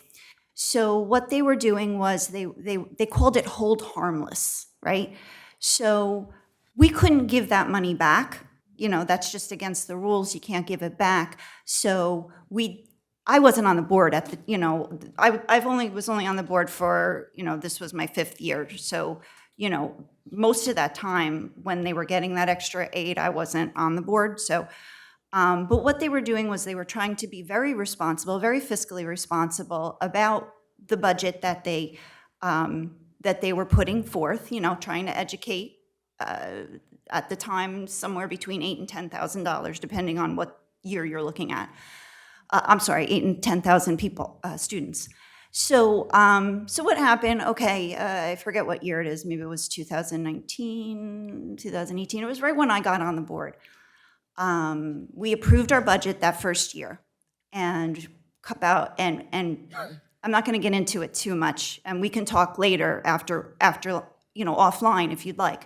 So I won't go into it too much, but we had to start functioning on less and less money coming from the state. Now, we couldn't very well raise taxes to the point, to make us where we were, right? So we needed to try to find funds, okay? Because otherwise you're going to start cutting programs, you're going to start, laying off too many teachers. We can talk later. So what happened was this program, this redevelopment with the township, right? There were already 7 warehouses already being developed, or the plan was already in place, right?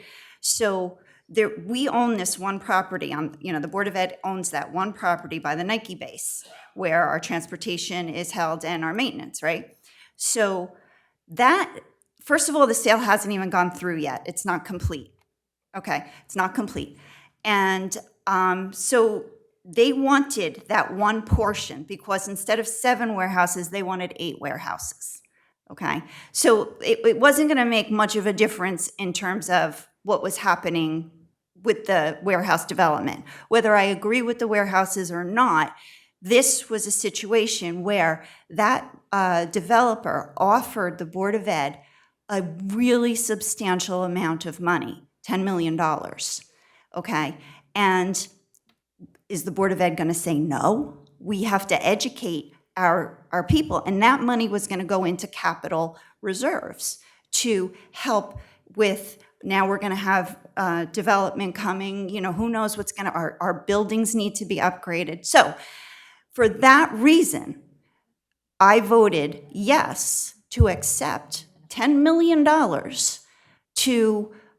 to sell a piece of property that was only a small portion of a larger plan that was, already in effect, that was already, so that's why I voted yes for that. Not to say that I agreed with the warehouses or not, but if somebody's going to give us $10 million, I'm going to take it.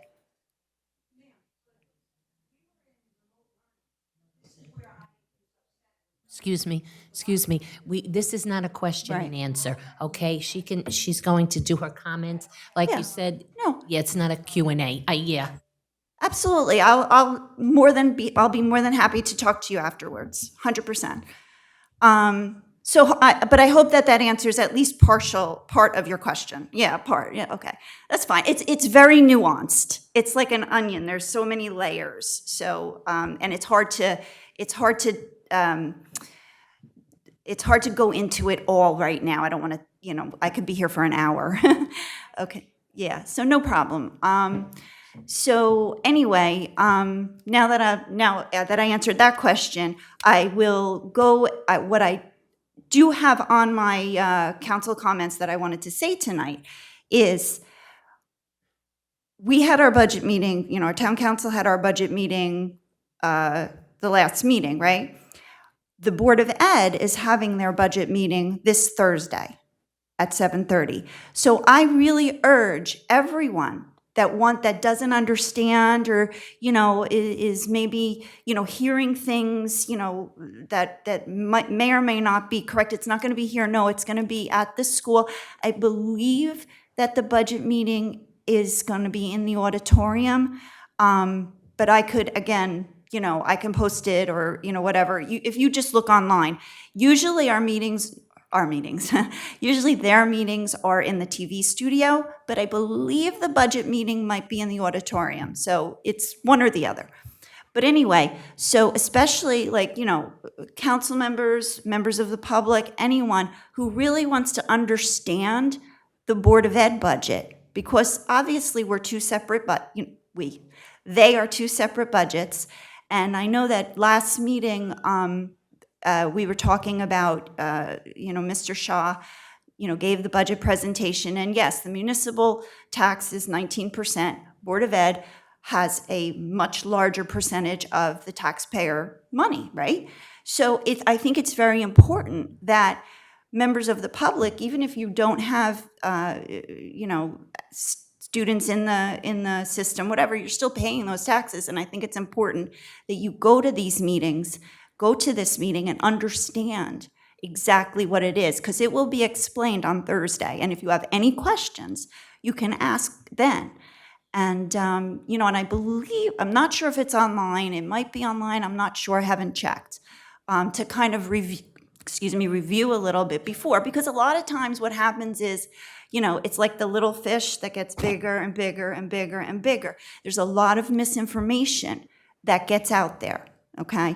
And it comes from a lot of different places. So if you want to know the truth about where, what the budget is, where the money goes to, the source to go to is the Board of Ed and those meetings. So that actually was part of what I was going to speak about tonight. So, but again, I'll speak to you later, 100%.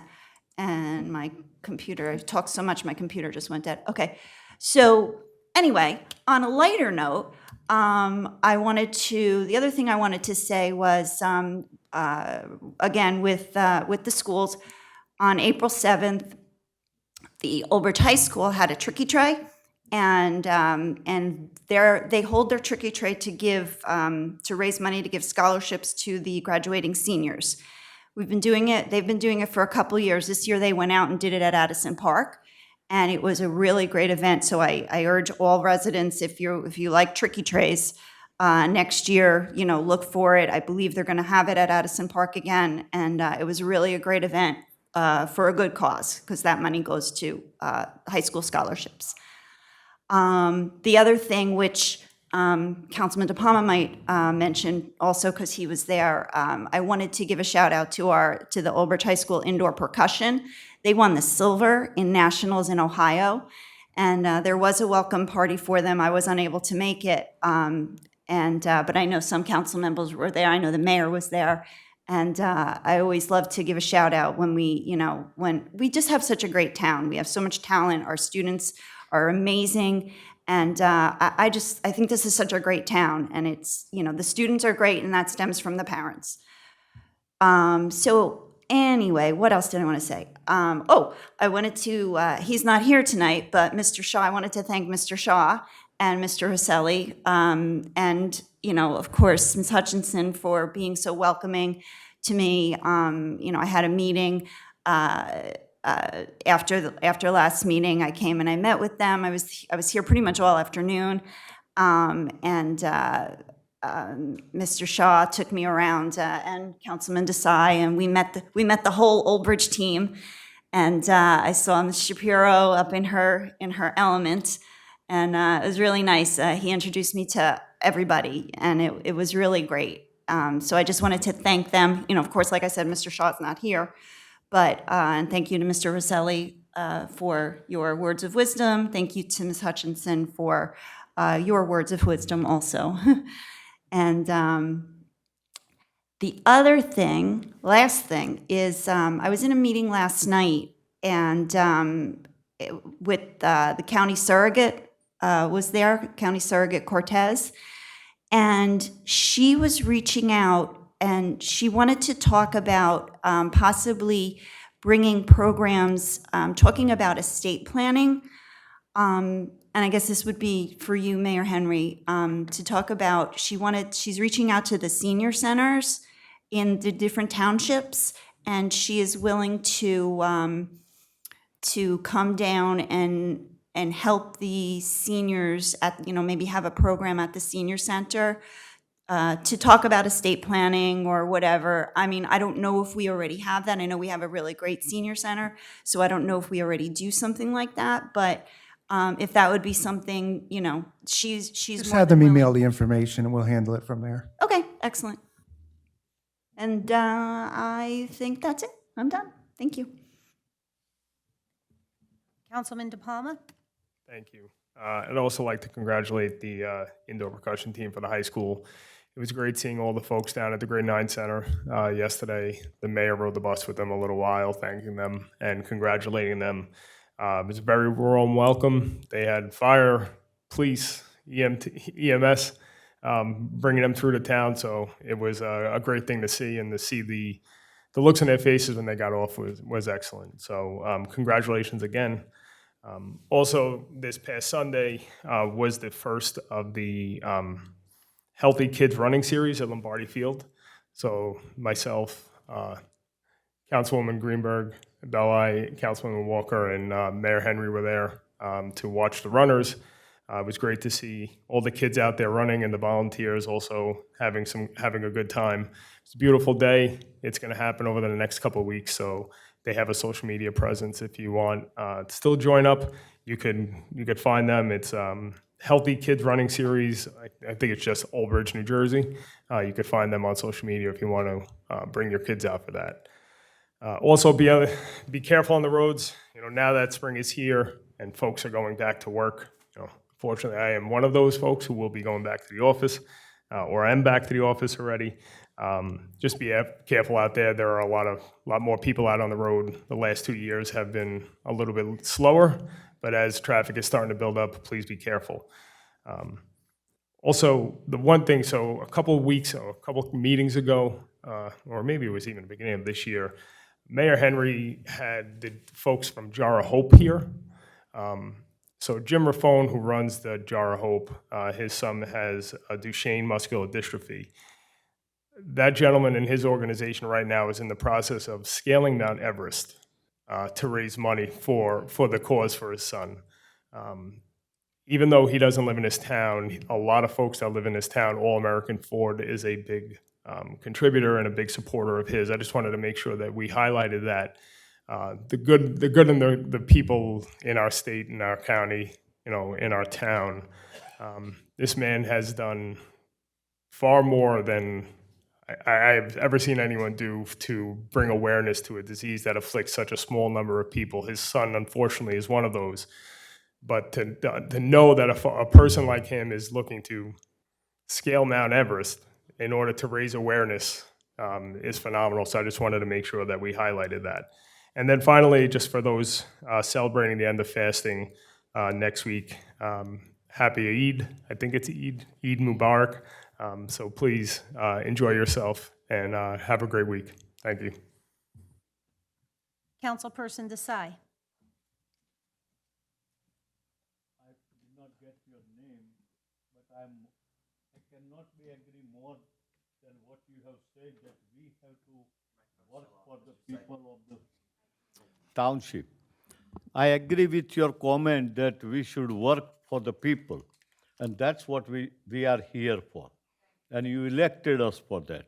But this reminds me, few meetings ago, Councilwoman Anita Greenberg made a political speech here, canvassing.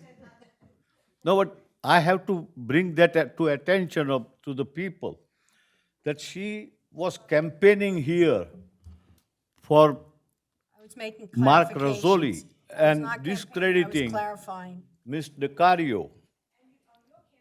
So, and you saw Excuse that me, did not work. there's no interaction with the public. Mark Razzoli, first election, lost by 12 votes, and now he lost by 175 plus vote.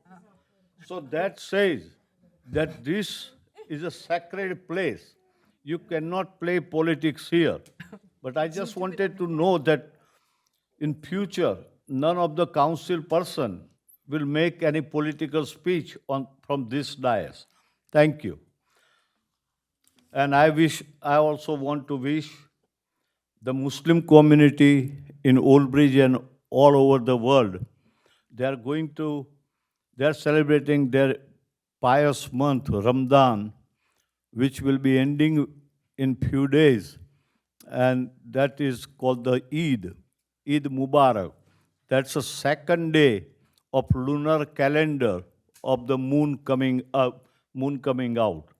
So I wish good wishes to all Muslims residing in Albridge. We have large population in Albridge and also throughout the New Jersey and world. Thank you. Councilperson Garcia. Yes, thank you. Real quick, you guys know I live in Cheesequake Village. Ward 1 on Morristown Road has a proposed mosque being built. It's proposal now, but it's being built. I got notification from the attorney, because I guess I'm within 200, 300 feet of the proposal. Hello, I'm not sure what you're going to say, but you need to be careful relative to making comments about a pending application. Okay, I'm sorry. I just want to make sure. Because you're an elected official. I got you, I understand, thank you. To the extent anybody wants any information, it's on the website, but yeah, elected official. Basically, all I wanted to say is it was on the planning board for this Thursday, but it's no longer on the agenda. That's all I was doing, letting you guys know it was no longer on the agenda. So check with the town planning or zoning for further clarification of when the date is. That's pretty much it. Thank you. And I also want to thank everybody. I wish everybody happy Mother's Day for you wonderful mothers out there. It's sometime next month, May, I don't know, May 8th. I know it's next month. So all you mothers, happy Mother's Day. Thank you. That's all I have. Councilperson Dr. Greenberg Belli. Yes. First of all, I want to say there's a lot of positive things that go on in Ulbridge all the time. It's made up of so many different people that are involved with so many different things. And I think these are the things we have to concentrate on. A lot of people come up or post things negatively. They're always looking to undermine things. And to tell you the truth, I have a phrase. I hear what you cheer for, so your nays don't bother me, okay? But I like to concentrate on the positive. And this past weekend was pretty remarkable when you think of all the different things that go on, all the cleanups, all over town, all the volunteers.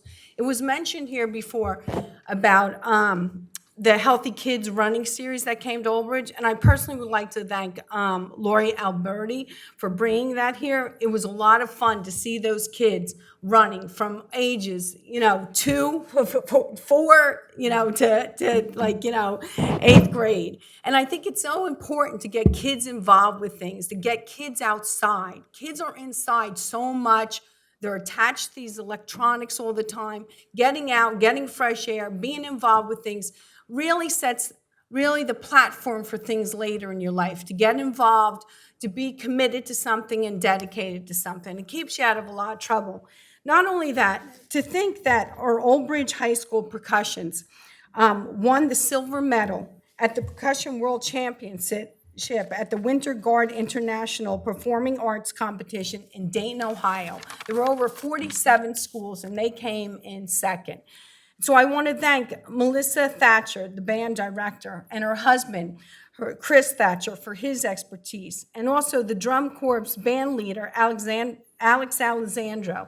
Alexander was a high school student. He was involved with the Drum Corps, and now he's one of the band leaders, and I think that he has that passion and dedication to do that. Also, I'm very proud of him. I know him personally. He's assistant engineer with the MUA, and it really makes us proud. All these things make Ulbridge proud. Really, and to the parents that really take the time and commitment to get your kids involved and have them have a passion, it really will set the standard for later in their life.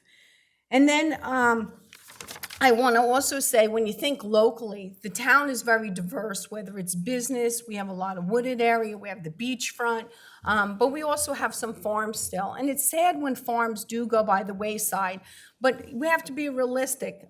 People aren't having 10 kids anymore. I don't know any parent here that told their kid to go into agriculture and become a farmer. And everyone's going in different directions, and it's sad. So we want to hold on to the farms that we have. And I know that Schulmeister Farm and Hauser Farm, Hauser Hill Farm on Ticetown Road, I would like to say, shop locally. We want to shop locally for our businesses. We want to shop locally at our farms. A lot of these farms go under because, it's real easy to go to these big box stores like, Lowe's, get flowers, or Home Depot, or Walmart, or Costco, where you go. But these local shops, depend on us. Their produce they produce and their flowers. So, they're part of Ulbridge, and they make Ulbridge proud, and they've been here a long time. And so I would like to, give a shout out to them also. And then sadly, the last thing that I would like to say is to please, can we have a moment of silence for the Border Patrol soldier that died at the young age of 22 years old, Bishop Evans, protecting our border, and had the selfish act to jump into that water and try to save someone that he didn't even know. And I think that speaks volumes about a young man who was just 22 years old. And I pray for his family, pray for him, and my thoughts and prayers are with him, that in his family, that such a young life was lost. And you have to say why. It was totally unnecessary. It just shouldn't be. So a moment of silence for Bishop Evans, please.